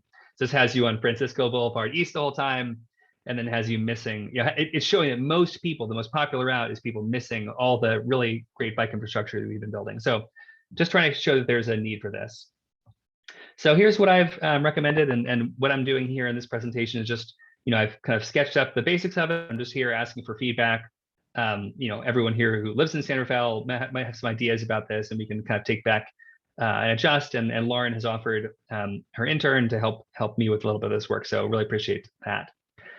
So I looked at the wayfinding the design guidelines from the city of Oakland. They have a very well developed manual for building wayfinding, and I've spent a lot of time writing in Oakland. It's very good. And so kind of basically what I wanted to do was look at what what are the main destinations you might be biking around, biking between in San Rafael. And so, because you can't have everything, but you want to capture the important things. So kind of running right to left, we have the Richmond San Rafael Bridge landing. We have Larkspur Ferry, which isn't in San Rafael, but is a destination for a lot of people traveling through San Rafael. Pickleweed Park, the San Rafael Transit Center, and then the community center just off of Anderson. So this is kind of actually, those are the things that I wanted to get feedback about. Am I getting everything we should be getting? Am I missing something? Should I be leaving any of these off? This is the kind of stuff that I'm interested in seeing. So this is what I then kind of built, what I think of as like the routes that you would want people to travel on to get to these places. So it's a little confusing. You can refer to it'll be in the packet, so you can look at this later. But the yellow routes here would be the places where people would say, okay, the Richmond San Rafael Bridge is this way. So if you were, at the intersection of, Anderson and Sir Francis Drake and the flyover, it would tell you to go left to get to the Richmond San Rafael Bridge. And then the green here is just also showing the Larkspur Ferry. I could have done these each in 5 different maps, but I just kind of overlaid them just for simplicity. So green is just telling people Larkspur Ferry this way. So obviously if you're west of Bellum, it's telling you to go through the Cal Park Hill Tunnel. And if you're coming up over the flyover, it's telling you to go down Sir Francis Drake. Again, this I don't need feedback on the exact parts about this. It's more the destinations, but just want to show you I had in mind. So this is showing, kind of the ways leading people toward Pickleweed Park, along Bay Trail or along Bellum, and then up the pathway there. The San Rafael Transit Center kind of tells you how to get there all the way from the landing, the Richmond San Rafael Bridge landing, and the community center. It's taking you back on Woodland instead of along the smart path on Anderson and the smart path. So this is a suggestion I wanted to run by people, get feedback on. So love to hear what your thoughts are. Then we can refine the plan and then consider, if this is something that Bpac feels would be helpful and worth supporting to, in the future, maybe get a resolution on. And Lauren has been really helpful. She and I did a field work bike ride around town a couple weeks ago to talk this out, and she has said that this is something the city might be able to help with. So I'll conclude my presentation there and love to hear people's feedback on it. I had one comment just on the points of destination. I might suggest instead of the B Street Community Center, you choose a location that's farther west, like maybe over in the vicinity of where the 2nd, 3rd Miracle Mile Y is located, just to help provide navigation through Bristol Park to points west, like towards San Anselmo. Cool. Yeah, and that's good feedback, and that's something I had been, sorry, I don't have to respond to everything. That's something I've been thinking about. You know, it's a little tricky. I don't want to, you know, wasn't thinking about building like an entire city wayfinding plan, because then of course you want to involve Terra Linda. And so, you know, obviously kind of constraining the scope is important, but if that's something that you know, might be a good thing to have in there, we can definitely think about that. Or maybe just a comment about, I mean, or maybe just, I'm not sure if the street is on the route for someone coming from San Anselmo to the Richmond San Rafael Bridge. I think to end up it'd be a couple blocks over maybe. So maybe just to find a point that's along the preferred route, you know, from Points West to Richmond San Rafael. Cool. Phil? Hi, Warren, and thank you for that. As you know, I am very supportive of the idea of this bicycle wayfinding. Again, I just wanted to draw everyone's attention to our bicycle and pedestrian master plan. And in that, we do have a connectivity item of implementing and maintaining bicycle and pedestrian wayfinding. And so this is certainly in line with the priorities that we have laid out in the plan, which just gives us another reason to do it. Thanks, Phil. If I'd done my presentation better, that would have been in there too. You did great. That was awesome. I will say on, you know, I can mention to DJ's comment on, you know, a location further towards San Anselmo is, you know, I think when I'm thinking about the signs and like what would actually go on the signs, you know, it says pickleweed, it says larkspur, and, you know, getting over towards the, Albert Park and the community center is sort of a location over there. And I can't really think of a better location that you would point people towards in terms of like something that you would write on the sign. Like you wouldn't say the Y, you know, you don't want to be like directions to Pond Farm, or, you know, it would be the community center, I think is more appropriate. Thanks, Phil. That was my comment. Anne? Yes, thank you so much for your presentation. I would like to see some wayfinding signs on the Lincoln path, you know, for the Greenway, when you're going up Lincoln on the freeway. There, I see people on their bikes all the time on Lincoln Avenue, and I don't think they even know there's a path there. And I know I brought up with Lauren a few times, I don't know where there should be signs there, but there's no wayfind to really connect the whole path from like the tunnel, and you come through the tunnel, and then, you know, you're going through Anderson, and then you're trying to go up to Lincoln. There's no way anybody on Lincoln knows there's a path right next to them they should be riding that would be safer for them. That's a good point. Any other BPAC member comments? Tyler? I think, first of all, this is amazing. I think this has been a long time coming. But I think one of the things perhaps that could also be added to the signs is if people coming across the Richmond San Rafael Bridge, maybe adding on the signs what locations have restrooms and somewhere people can refill their waters, maybe even the fire department and police station. Just because a lot of people, I mean, it's a whole new city in theory for people traveling, and just maybe adding some stuff like that onto the signs. I like that idea. I think that's the thing we do for driving all the time. If you get up the highway, you know which way the bathrooms are, where, you know, where a rest stop is. And as someone for my job, I have spent a lot of time biking around Marin. That would be a very helpful thing for me. Thanks, Tyler. Barry?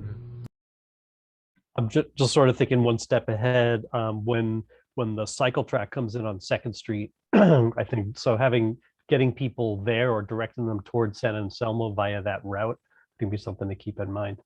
That's a great point. Right. Okay, don't see any other BPAC member comments. Jean, did you have a comment?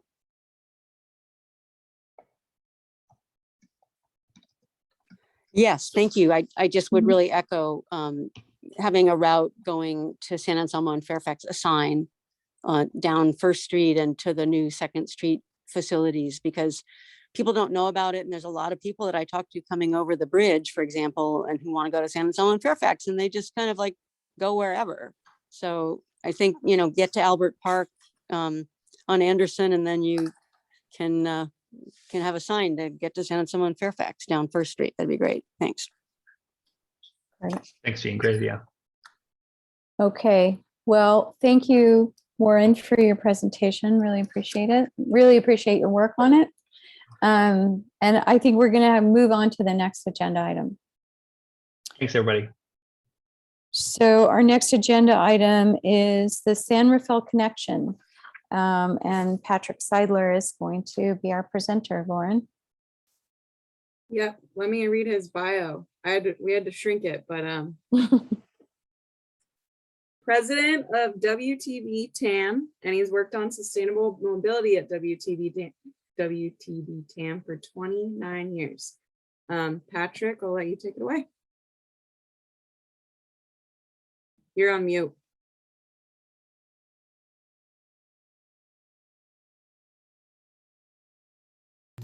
You're on mute, Patrick.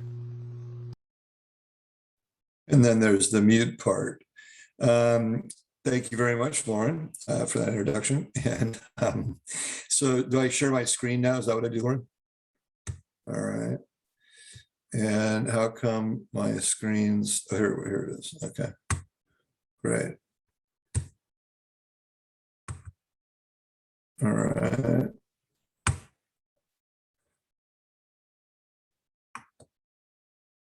How come that's not? Here we go. All right, so I'm talking tonight on the San Rafael Connection, which most of you know is the connection from the top of Puerto Suelo Hill to North San Pedro Road. The city of San Rafael and the Sonoma Marin Area Rail Transit, SMART, are working together on a project feasibility study to see whether it's possible to build a pathway between the end of the Greenway at the top of Puerto Suelo Hill and North San Pedro Road. Interestingly, that segment, while in the original SMART documents and plans and engineering, has not been in the strategic plan since 2014. But the really good news is Mayor Kate did a tremendous job at the SMART Board of Directors meeting and got some funding together to put together the project feasibility study report.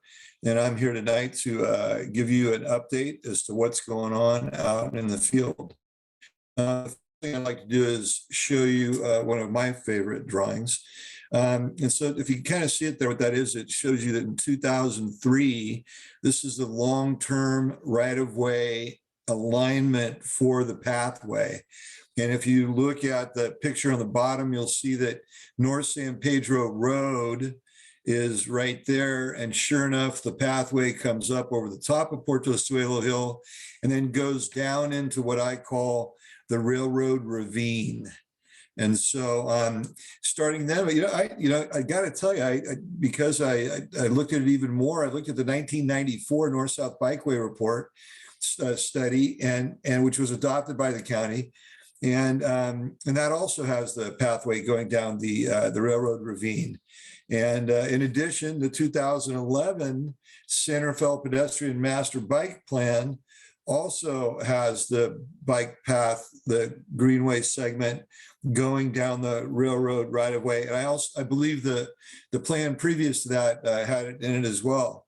And then this is the 2012 Smart Civic Center Station Area Plan, and it too has the connection for the Greenway going through the railroad ravine to connect the Greenway and have a complete Greenway experience.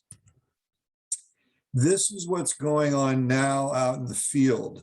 So this gives you an idea of, so you see the Greenway in the top, it's marked in green. That's there. And then at the beginning, we see the Civic Center Stationary Class 1 multi-use pathway. And then through the middle, we see the railroad right-of-way. On the right, in the blue, we see Los Ranchitos, which is steep. It has a 6 to 6.5% grade. And the Marydale Class 3 route is also very steep, particularly up at the top, and it has grades of 14 to 15%. So this is what the users are faced with when they're trying to get from one segment of the Greenway to the other. And we feel, WTB TAM, feels that if you look at the criteria set out in the SMART's 2014 strategic plan, that this project would rank as the highest project to build in Marin or Sonoma County. And so now what we're going to do is focus on there's 3 alternatives we're going to show you that are being developed, 2 or 3 primarily by SMART, and they're consulted to Zune. And WTB-TAM is focusing on the Western alternative. And I wanted to just let you know that Matthew Hartzell, who works with WTB-TAM, who's a planner, had something else come up this evening, so he couldn't join us. But we have an incredible engineering team. Don Herzog, who, is a dean of geotechnical engineers in the county, his son Craig, Paul Klassen, who worked as an engineer for the county and designed the Railroad Ravine Trail 4 times, 3 times for the county and 1 time for SMART, is also on our team. We have a PG&E consultant. I'll show you why in a minute. And we're onboarding an arborist.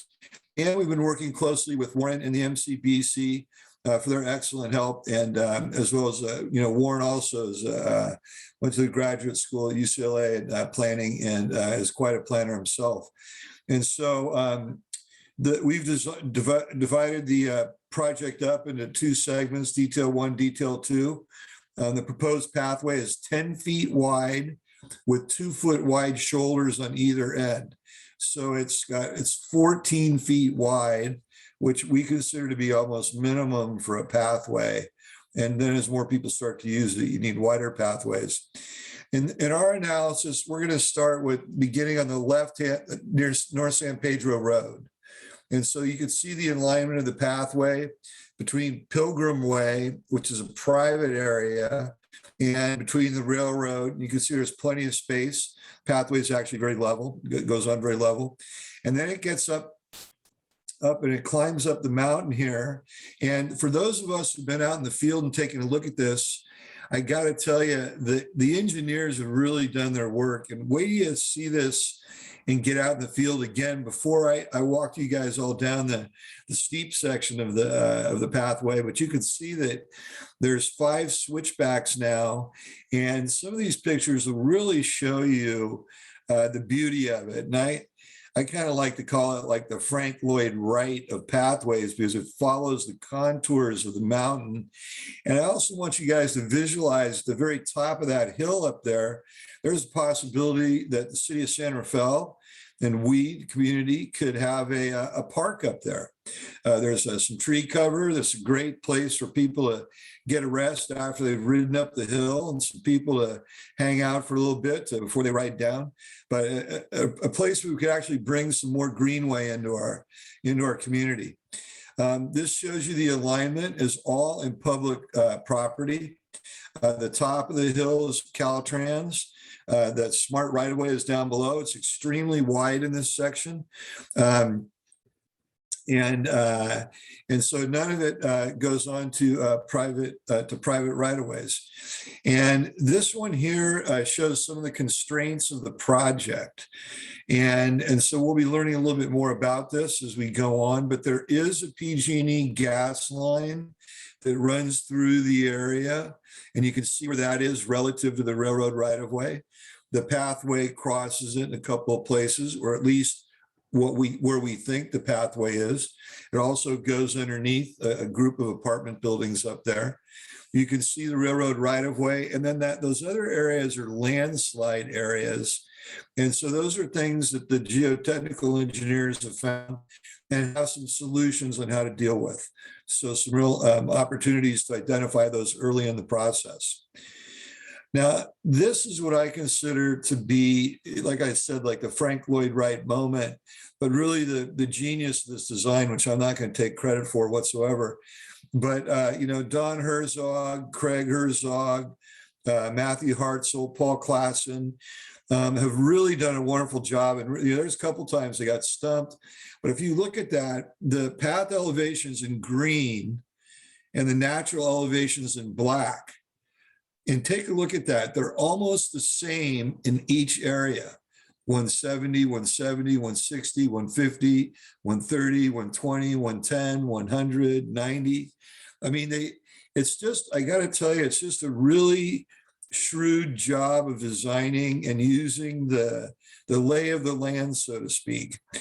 And this gives you an idea of the western alternative, what the grades would be. And take a look at this. This is really neat, is it's mostly flat in a lot of the areas. There's some 5% grades as you climb up the switchbacks. But in the switchback, in the climbing in the phase 2 section, all of the switchbacks are flat. There's some smaller slopes that are slightly less than 5% close to those. And there's places where you get cardio recovery as you're coming up the hill that you wouldn't get in a 5% grade all the way up, or it's certainly not a 6% or a 14% grade. And this one here is another neat one that Warren did. And you can see starting from the left, that's North San Pedro Road. And there's the pathway coming up the mountain. But take a look at the way it comes up the mountain. There's hardly any cuts or any fill as it follows the mountain up the side of the hill. So in the railroad ravine, which I've heard some engineers say would be too difficult to design a pathway, we have a pathway that's beautifully designed that really fits in with the terrain in the area. And so this gives you just an idea of kind of what it would look like, a couple shots, view of angles. So this cross section here is down near the bottom, near the Pilgrim Way area. And you can see that the smart tracks and the pathway are almost level with one another, and the pathway is right at grade where it exists today. Here's a triple switchback that happens once or twice, I think. But you know what's neat about this is, take a look at it. The tallest retaining wall is 8 feet high. And they have some suggestions on how they might actually reduce that. But that's the beauty of this project, is there's virtually no retaining walls in the entire project, which reduces costs of the project. So this is up near the first switchback there. This shows the pathway locations. The thing that looks like a nail on the side is actually a rail to keep the folks in bounds and this fall off. And so that's the western alternative. And then we met with the Sonoma Marin Trail or SMART, a couple of SMART representatives, and Bill Gamlin and Ernest Clock, who works for Zune. And they had 3 alternatives that they were looking at. One was a western alternative that we didn't get too much information from. One didn't quite understand exactly where they are. We've sent them all of our materials, so we're hoping that they're really excited as we are about having that pathway in that area on the western side. The other one they have there, which is in the blue line in the middle, and then Pilgrim Way, that's actually the alignment that's in the 2018 San Rafael Bicycle Pedestrian Master Plan. And I'd like to apologize to everybody here, is because I've watched this thing like a hawk for 29 years. And I don't know how this thing got in the 2018 Master Bicycle Plan, but it won't work, and I'll explain to you why shortly. Then on the left side, you'll see in green up above, there's an alternative that comes down Marydale, but to get to that area, you have to come down a pathway that has a 14 to 16% slope going down to it. And the eastern alternative is only 8 feet wide and has extensive retaining walls, which are expensive, and some safety issues, which I'm sure Leah and Rafat would be able to talk about. So the 3 names of the projects, we call them alternatives: the western alternative, the Pilgrim Way alternative, and the eastern alternative. And we all got out there on August the 12th, the group of people from SMART, from Zune, the city of San Rafael. Bill Guerin was there, and then the WTB-TM engineering team. And we were able to only tour the eastern and the Pilgrim Way alternative. Pilgrim Way does not work. This is actually, I got to tell you guys, if you don't know this area, this is a really an ornament in San Rafael. The Congregational Church has done a tremendous job, and they've built 60 affordable housing units, which are those red covered units in those buildings in there. And we went down and met with them Matthew did. And just really tremendous group of people. And they love the pathway idea and they absolutely don't want it on their property. And there's several reasons for that. You could see the pathway is really a driveway for 60 different units. So there's cars coming in and out of it, all day long. But you'll also notice in the bottom left picture, there's a gate there and the gate shuts at night. And so this alternative is not even open during hours of usage. And so the folks in the Pilgrim Way, the property manager really liked the Western alternative, just thought it was great. Said the people in the area, the people that live there, Pilgrim Way, would really support it, and did not think that the Marydale alternative was very well a good idea whatsoever. So, and they live, so that was just their 2 cents. We asked Smart and Zune for their drawings on the Eastern alternatives. They said they would get back to us. We didn't hear from them. So we gave the benefit of the doubt, did the very best we could. And so what we did was we show you the only way that you can get down. If you look at the picture kind of toward the center there, it says route parallels Marydale Road, crosses 4 private driveways. And so that's something you really never want to have happen with the multi-use pathway, particularly a two-way multi-use pathway, because the drivers are always looking to their left, not their right. And these driveways in particular are a little bit dangerous because they're coming from altitude, coming down, backing down, coming forward down. So there's some real challenges with that, putting a multi-use path in front of driveways. And the pathway is only 8 feet wide and has retaining walls that are substantial and will be very expensive. And so you can see one of the 4 driveway crossings here down the bottom left. The other thing is that this route drops you down into a freeway interchange. And so you guys all know this area out here. It's, North San Pedro Road right there that's a freeway interchange. That's an on-ramp right there that goes on to 101 northbound. Then you have 101 southbound off-ramp that goes, you could go swing back around and go northbound. But that whole underpass and interchange, that's a freeway interchange. And that's not what the North-South Greenway is about. The North-South Greenway is not about putting people into a freeway interchange. The previous speaker, Leah Sham, who's a really inordinate person, just a good friend, and a very powerful message for you, a very super important movement. And I think Repaved really, showed San Rafael's chops, that they're paying very close attention to these types of issues. And so there's really no way in heck that San Rafael should have an alternative that goes down there. In fact, the day we went out for our field visit, the police were doing an investigation of a pedestrian hit and run accident exactly where the pathway was proposed to be built. And so again, unfortunately it's putting like an exclamation point, do not build this here. And so, and I think Leo and Rafat would agree with us there. You could see the interchange that you're being dumped out into, expecting to get over to the smart pathway up on North San Pedro Road. You wouldn't send your kids there. I wouldn't send adults there. It's just way too dangerous. It's just not a place for it. So anyway, not a good idea.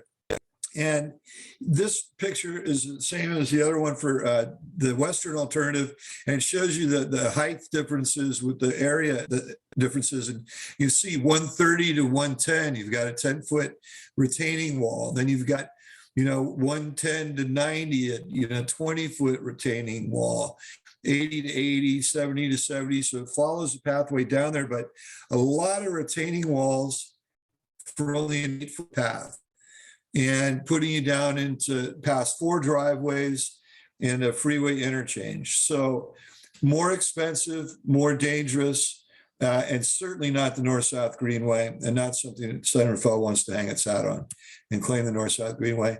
This shows you the cuts and fills in that Eastern alternative. The cuts are massive, the fills are huge. And so it's not an inexpensive project. It doesn't fall in the same class as that Western alternative, which, like I say, the Frank Lloyd Wright of alternatives.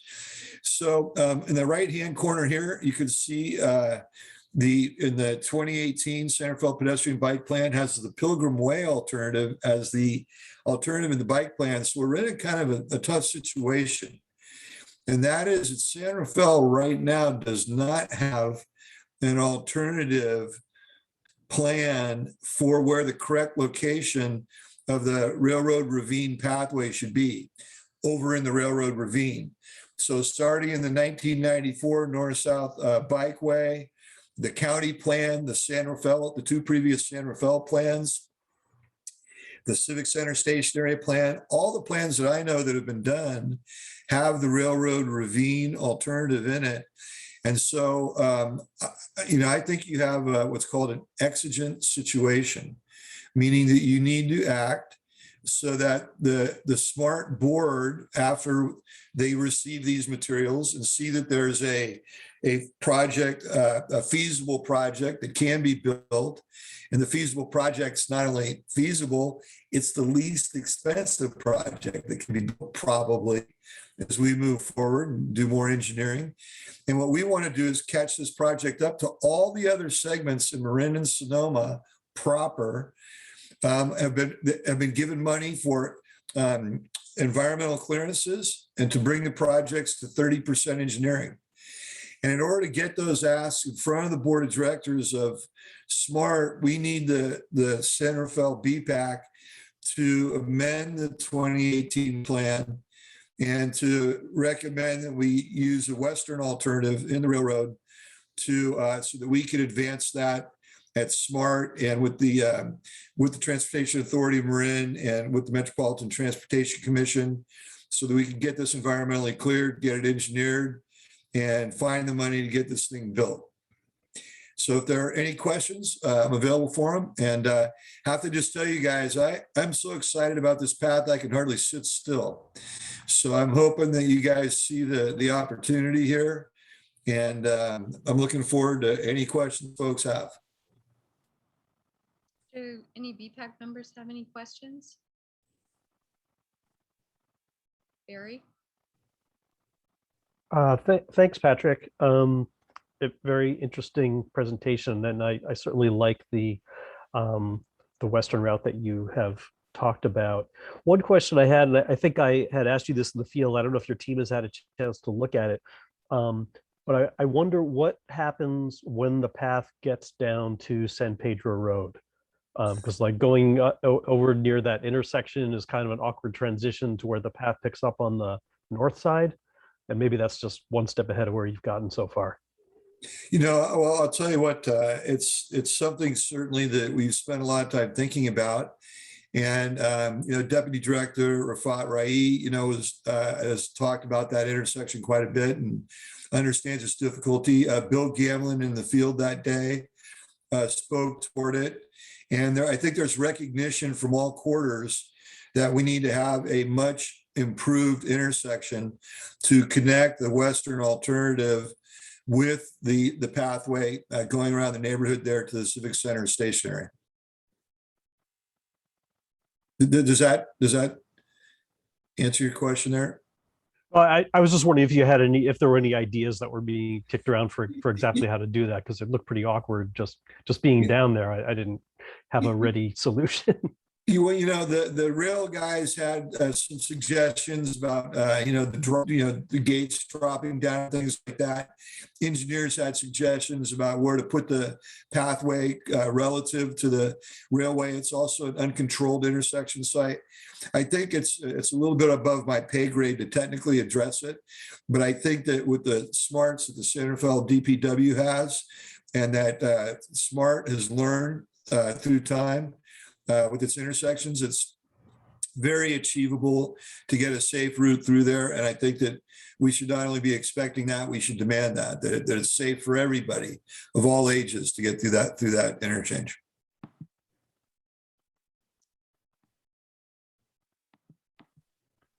Any other questions? Yeah. see any. Are there any members? Kate, you're really quiet. Oh, sorry. Hold on. I have a little bit of a microphone. Are there any other BPAC members who would like to ask a question or comment? And if not, Phil, Phil. Yeah, I'll just make a quick comment. Thank you very much, Patrick, for that presentation. That was great. Again, like I said in the North-South Greenway update, with this whole project, we had two main goals in mind. And this was in the letter that we sent to Mayor Kate. And one was safety and one was a path for all ages and abilities. And certainly based on this presentation, it seems that only one of the three options will satisfy both of those goals. I'm sure we could have, it is getting late now, we could have BPAC discussion about that, but I think it's likely that everyone would agree that that Western alternative is the preferred option to get both of our goals. And frankly, the only one that gets both the safety and the all ages and abilities. In terms of passing on that information and the best way to do that, I don't exactly know, Patrick does here have this recommendation of a sort of like an action item for us. I don't know if that's the best thing, the only thing. And maybe someone from DPW, maybe like Lauren or Kate would know have a suggestion for us. Lauren, is in terms of taking action, I don't think we noticed this as an action item, but I don't know what the procedure would be how this. Yeah, my intent with in the agenda, it says that this would be an action item. And so Okay. I didn't see that. It was asking the members to approve the recommended alignment. That is the Western alternative. Okay. And it just, can I add on to that, Chair Powers, so, being, in the arena, so to speak, as maybe Teddy Roosevelt would say, being in the arena, we need the support of the Bpac, and we need to be in the plan, because right now there's not a plan that has this in there in San Rafael. So we'll be facing headwinds as we head into the SMART board to ask for funding. And so we need your support. We need this stuff in the San Rafael Pedestrian Master Plan, like it was in 2011, like it was before, like it was in the Smart Station Area Plan, like it was in the 1994 North-South Bikeway Plan. And so this is kind of how the game advances. You do a feasibility, or excuse me, you get it in the plan, then you do a feasibility study, and you need to have the fundamental building blocks. And maybe Rafat will be able to speak to that, or Lauren will be able to speak to that. Why don't we let Tyler and DJ go, and then Rafat, maybe you could follow up with some comments. Tyler? I guess, can we just make a motion to like approve this? Is that something? I think somebody, if you want to make the motion. Can I? All right. I make a motion to approve this amendment to the bicycle pedestrian master plan. Okay. Is there a second? Can I just make a comment? Yeah, I was just going to have discussion after whether or not we have a second motion, but go ahead, DJ. Well, my comment is about this from a procedural perspective. We're not an approval body. We don't approve changes. We didn't even approve this plan. The council approves the plan. I was trying to check right now. I believe the plan has leeway in it to allow Public Works to make updates to it at their discretion throughout the life of the plan. I don't think that this is a matter that needs the Bpac to approve. I think the Bpac can request or recommend to the DPW that they make the update. I think the DPW has the discretion to do it. I'm fine with that. Just from a matter of point, we're not an approval body. I think it's confusing to the public when we approve things. We don't actually approve anything. You know, we can't reject or approve something. We can make Make a recommendations. recommendation. Okay, good point. Thank you. Rafat? Uh, Good evening again, and on behalf of the city staff and the Bpac, can thank Patrick Seidler personally. I'm really appreciative of the amount of work that Patrick Seidler put his staff with the WTB and TAM to make, I mean, this is a challenging hill, and it's easy for someone who doesn't like this alternative to say it's just too steep and dismiss it. And I think Patrick Seidler, thank you for what you've done, you and Matthew and your staff. And I really like the approach. I like the alignment. However, there is a procedure. There is a concurrent study going on. There is a study with 3 alternatives. And I think that the Bpac should weigh in when the study is concluded.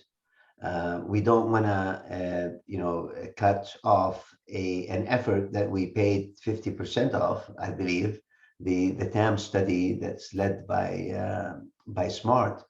I think we should hear from SMART. I think we should ask all the questions for SMART if they come in and recommend a different alternative.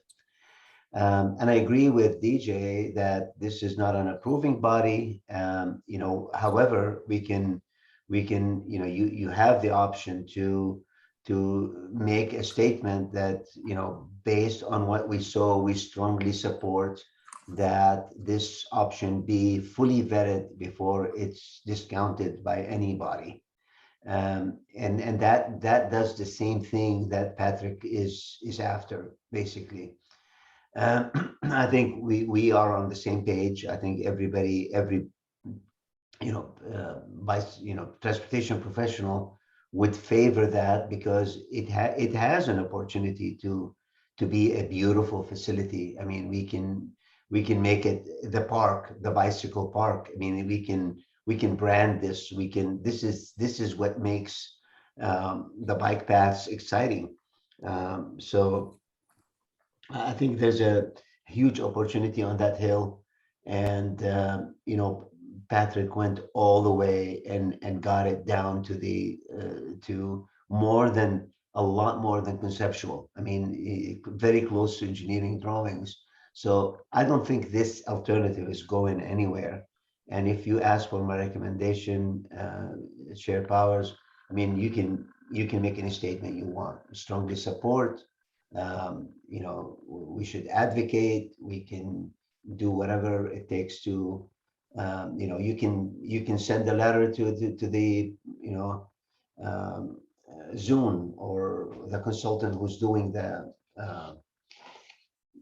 study, or you can send this, direct a correspondence to SMART project manager, because I see that the game is still on, and I don't see a conclusion.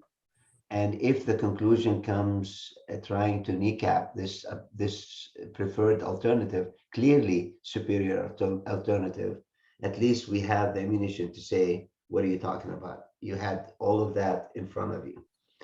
So I will stop here. Thank you for the opportunity. Barry? Thank you, Rafat. Yeah, thanks. Yeah, like I said, I didn't realize that study was underway and it's actively looking at that. So I think, sure, it makes sense to wait until all of that comes out. Although, Patrick, from what you presented, yeah, just having that that segment without any crossings and with the less steep grades, I mean, it certainly looks like the way to go if that's at all possible. But sure, let's get all the information out on the table. I don't imagine that this would actually require a formal amendment. I mean, generally when I've seen plans, they're kind of a line on the page. A feasibility study will narrow that down and you can shift the alignment. So I don't think we need to go to that unless it's more of a strategic thing to illustrate support and the city's weight behind it. But that may be just more, why undertake the work if it's not really needed. Kevin? I also support Patrick's concept. And I was wondering about the timing of this. And I also agree with Rafat that if this study is going on, we should certainly not opine a recommendation. I think we can be an advocate. The other thing I wanted to mention is that I think we are an advisory committee to the city council, so it was really not appropriate for us to communicate or advocate a position directly to SMART or any other body. At least that's my understanding. Thank you for both to you and DJ about reminding us what our role is. Lauren, do you have any input on moving forward, or, I mean, do we have until our next meeting to have a broader discussion on how to support if the committee supports? We could certainly move this to our next meeting. I'm hearing general support of this alignment. I don't think you need to take an action if the group feels like this is out of bounds. I did ask around. I felt the same as Barry. I was like, well, there is a line in the master plan and maybe that line changes. But the input I was getting when I was putting this agenda together was, oh, you should ask for formal feedback. So I'm just not quite sure of the process, but I think you can just take no action as well. And but I've taken lots of notes that I'm hearing in general support of this Western alternative. DJ, did you have a comment? Yeah, I mean, I would like to ask about the timing on when the study that the city has contributed to is going to be completed. And I guess I'd like to, inquire about whether or not that can be an agendized item, for our next meeting, if that timing works out well. And, and also, I guess, more broadly, whether the time, we meet every 2 months, does the timing of our meeting line up well with the timing of that study in terms of like when it's going to be completed and when people are going to be evaluating next steps based on the findings? I don't know the timing. I could give you some input on that, being a participant in it, with Warren and with the city of San Rafael, is right now what you have on your hands is you have your alternative that somehow you have a line on a map that has been eliminated as an alternative because it goes through private property and has gates that close. So what the city has is that you just drew a blank card. And so as the project process goes forward, the more you can support what's the proper alternative, the better and easier it's going to be. So to suggest that you not do anything or you wait, I got to tell you guys, this isn't the time to do that. What this is an opportunity at hand to say, we think there should be a line in there, and you recommend it to the city council. And it's a great opportunity for the city council, for them to learn about it and to find out about it. It doesn't happen very often that we get one of these. We can thank Mayor Kate for giving us the opportunity. But whatever the process is, your plan is flexible to amend. And whatever the process is, it will give the advocates and San Rafael the better opportunity to achieve the result that it wants. So, Rafat? Hello again. I think that the Bpac can show the support, and obviously there's a thumbs up from every member that we like what we see. I mean, it seems like it is intuitive what we're doing here. We can acknowledge, you can even send a letter to WTB TAM and telling them we recognize the studies in undergoing and we saw your presentation. And we like what's in the presentation, and it should be presented to the Bpac again once the official study is concluded. so we can do a lot of things here, and they're all supportive of where we all are. You know, Chair Powers, you can direct staff to write that letter on behalf of BPAC, and we'll be happy to oblige. Okay. It's been not super clear all the time how our advisory role to the city council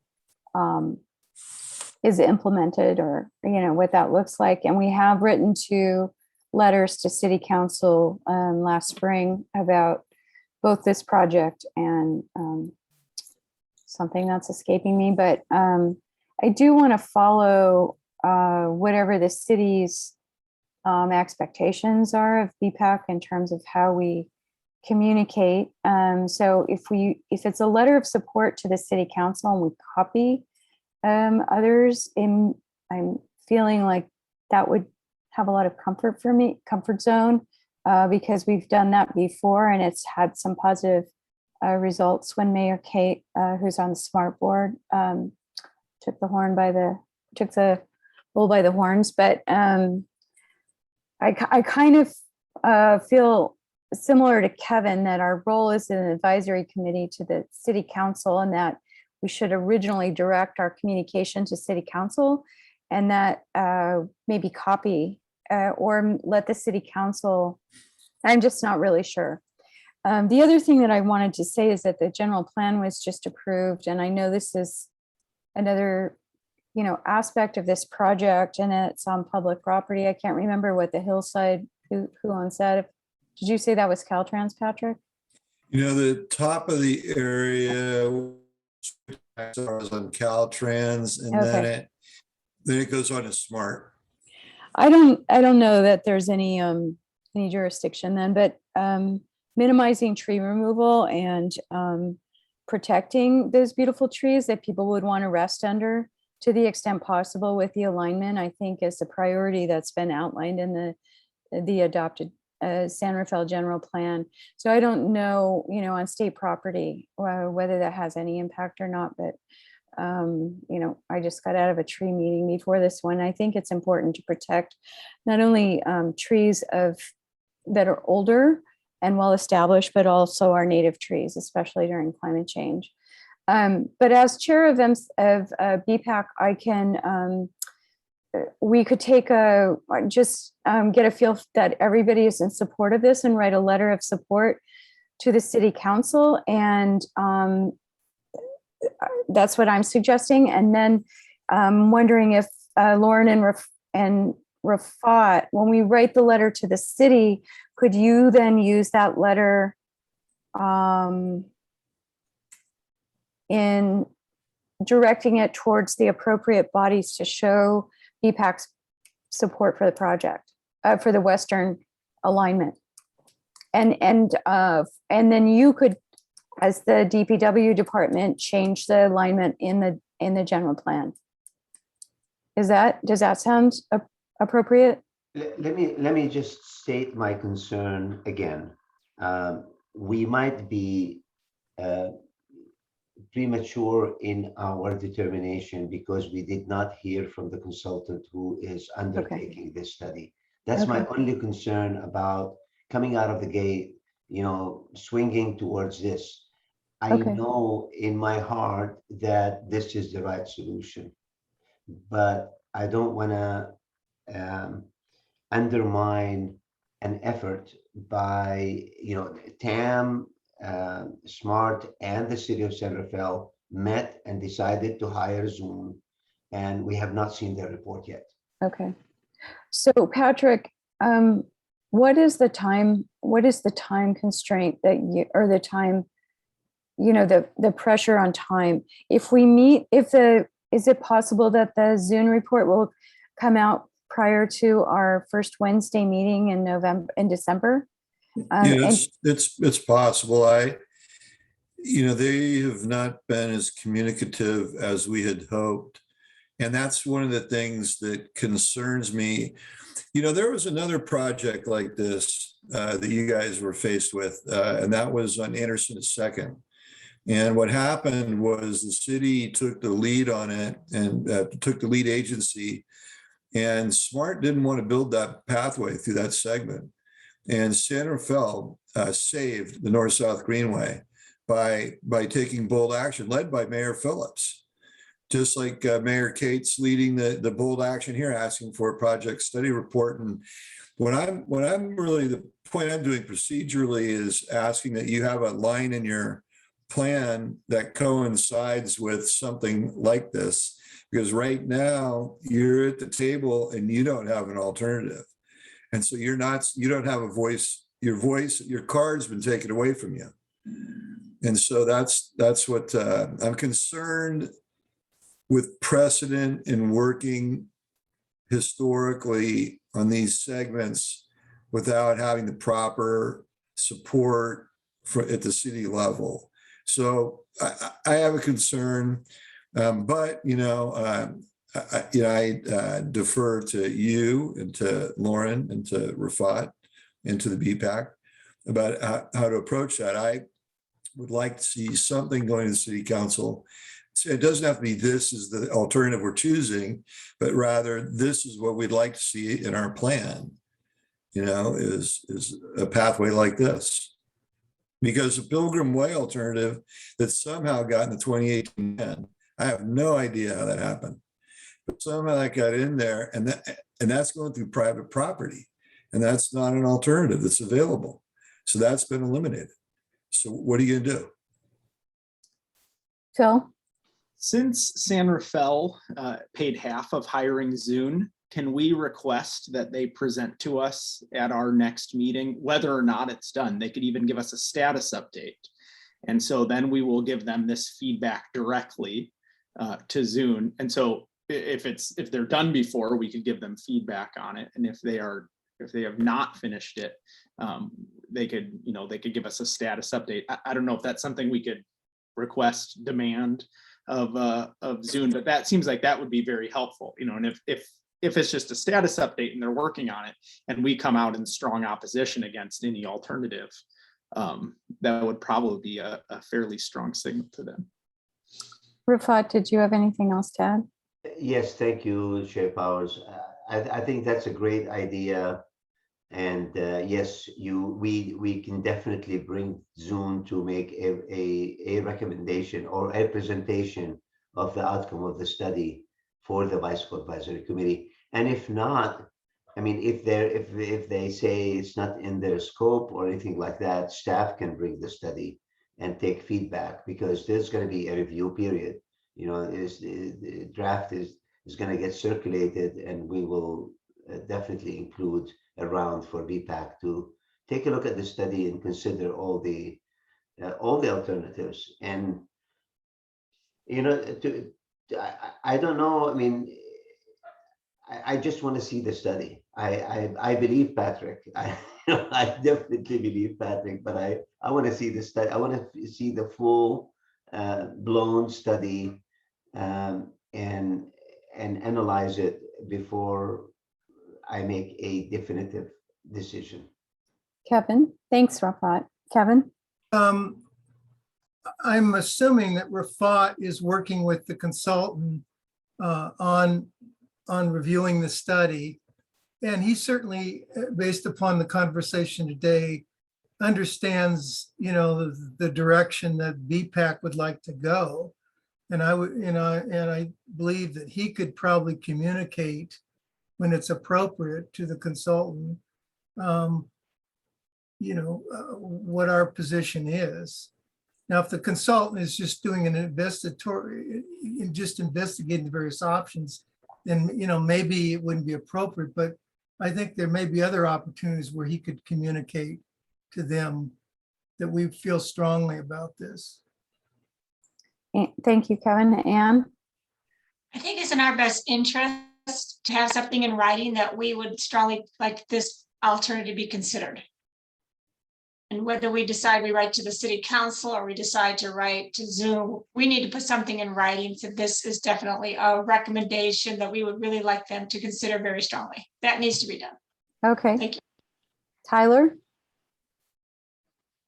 With all due respect, if everybody here unanimously supports this, I don't really, I mean, I understand the whole idea of waiting for the report, but I personally think we should just go ahead and make some sort of motion. I mean, I don't see a point in waiting if everybody's on the same page here.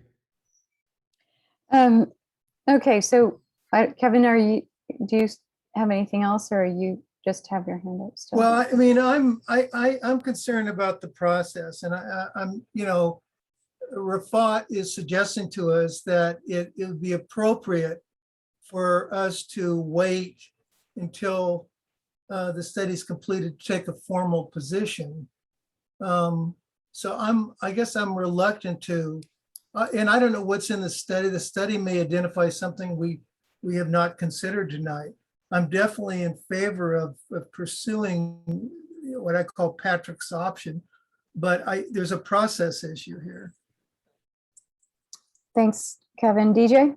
Yeah, I mean, I kind of have to agree with kind of along the same lines of what Kevin is saying. I mean, the city is a participant in the process here in the study. I mean, we are funding part of the study. We're a participant in the study. So in essence, the city has agreed they would go along with this idea of evaluating three alternatives in the study. And so I don't really understand why we as representatives of the city would sort of like undermine, you know, something we already agreed to do.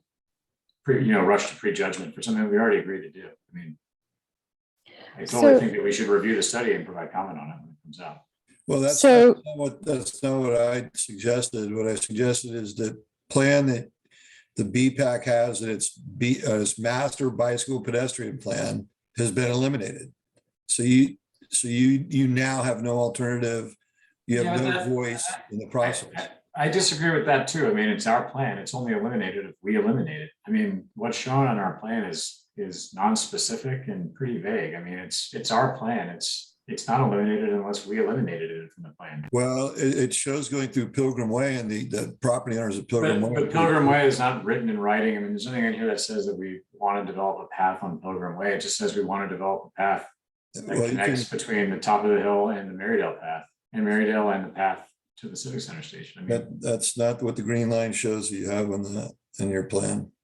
I guess I sort of disagree that our plan is definitive to the extent that it is not going to let us proceed with the project that we think is preferred, I guess is my opinion there. Well, I didn't understand that. I don't think that our plan is definitive to the point that it requires amendment in order to make sure that we get the project that we want built. I think it's pretty vague, to be totally honest. I mean, I'm looking at it right now. It says extend Puerto Suelo Hill Path north of Lincoln to connect to Marydale Road and propose smart pathway parallel to Los Ranchitos Road. And that pathway is built now, the one that we described as proposed in this. So all it really says is this proposed project in our plan is literally just says a path connecting the Puerto Suelo path and the smart path. It has no description of alignment or location or anything. So it's getting kind of late. I would, I kind of, would the committee be comfortable with a letter to the city council just saying that we received a presentation on the western alignment, and we recommend, according, in alignment with what Ann said, we'd like to make a recommendation that this alignment is part of the considerations. It seems like it already is if there are three alternatives that are being evaluated, but we would just be reinforcing that the Bpac is interested in seeing further consideration of this alternative. Would that be appropriate, Kevin and DJ? Would you go along with that in terms of process? Again, in terms of process, I don't really agree with that. We haven't received the formal study, and I don't see the hurry. I don't know why we can't wait for the next meeting to do this exact same process to the actual consultant that was hired to complete this project. Everyone's on the same page. Like there's no disagreement anywhere here about what we want to do and what we want to see done in any of this discussion. And so the disagreement is when we need to do this stuff. And so we could hear this Zoom presentation and they could come back and be very combative to us. And then we could be combative back and write city council and say, hey, we want this Western alternative, amend our bicycle plan. And so this consultancy is coming against our plan. But I don't see that there's a reason that we need to do that now rather than when we hear from them in 2 months. Like we could still do all of this stuff in 2 months. Okay. So Lauren has Lauren has an action item on the agenda. And does anybody want to move that we wait and take action after a presentation at a December meeting, or we consider action at a future meeting with the information that the city is a funding partner in a study of the 3 alternatives, including the TAM study, the Transportation Alternatives and Marin study, that is extensively detailed, as a concept at this point.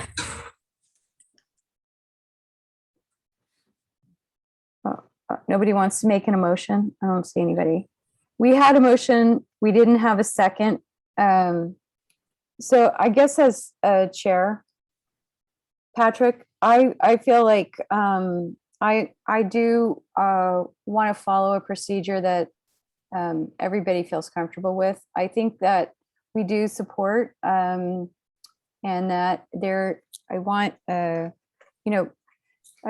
do understand Rafat's sentiments and others in terms of procedure. So I would like to, Rafat, so you will work, in terms of next steps, Rafat, you will work with a Zoom consultant in getting a presentation at our next Bpac meeting on December. Definitely. Okay. Lauren, Bill, and I will make sure that when the draft report is out, we will share it with the Bpac. Okay, and then our next meeting is December 1st. Okay. Are there, Patrick, I appreciate your time and your presentation, and we will move forward on this in the future. You've got our support. For all your time and attention, and thank you all for the kind words.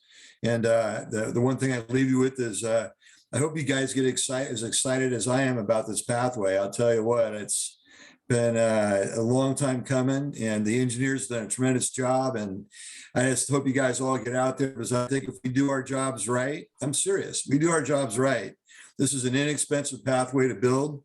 And we could be at a ribbon cutting ceremony connecting the biggest city in San Rafael with the Greenway by 2025. That's my prediction. So I hope that's the direction we're all heading. And I want to make the decisions to get there. And I fully respect your decisions you've made procedurally.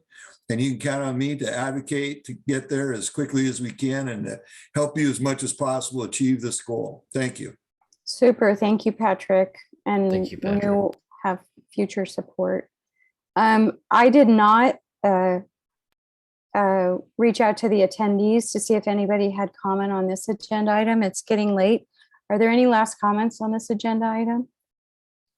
Okay, seeing none. I think if there's any, does anyone have anything for a future agenda that they want to raise at this moment? Okay, well, thank you all for attending the meeting. I'm so sorry it ran over, but I think it was important stuff. So thank you to our presenters and thank you to our attendees. Really appreciate your time, and to the fellow Bpac members. Thank Bye. you all very much. Thanks, Lauren, and thanks for Claude too. Thanks. We'll adjourn at 8:38. Okay, Have a good night, everyone. thank you. Thank you. Good night. Bye. Good night, you guys.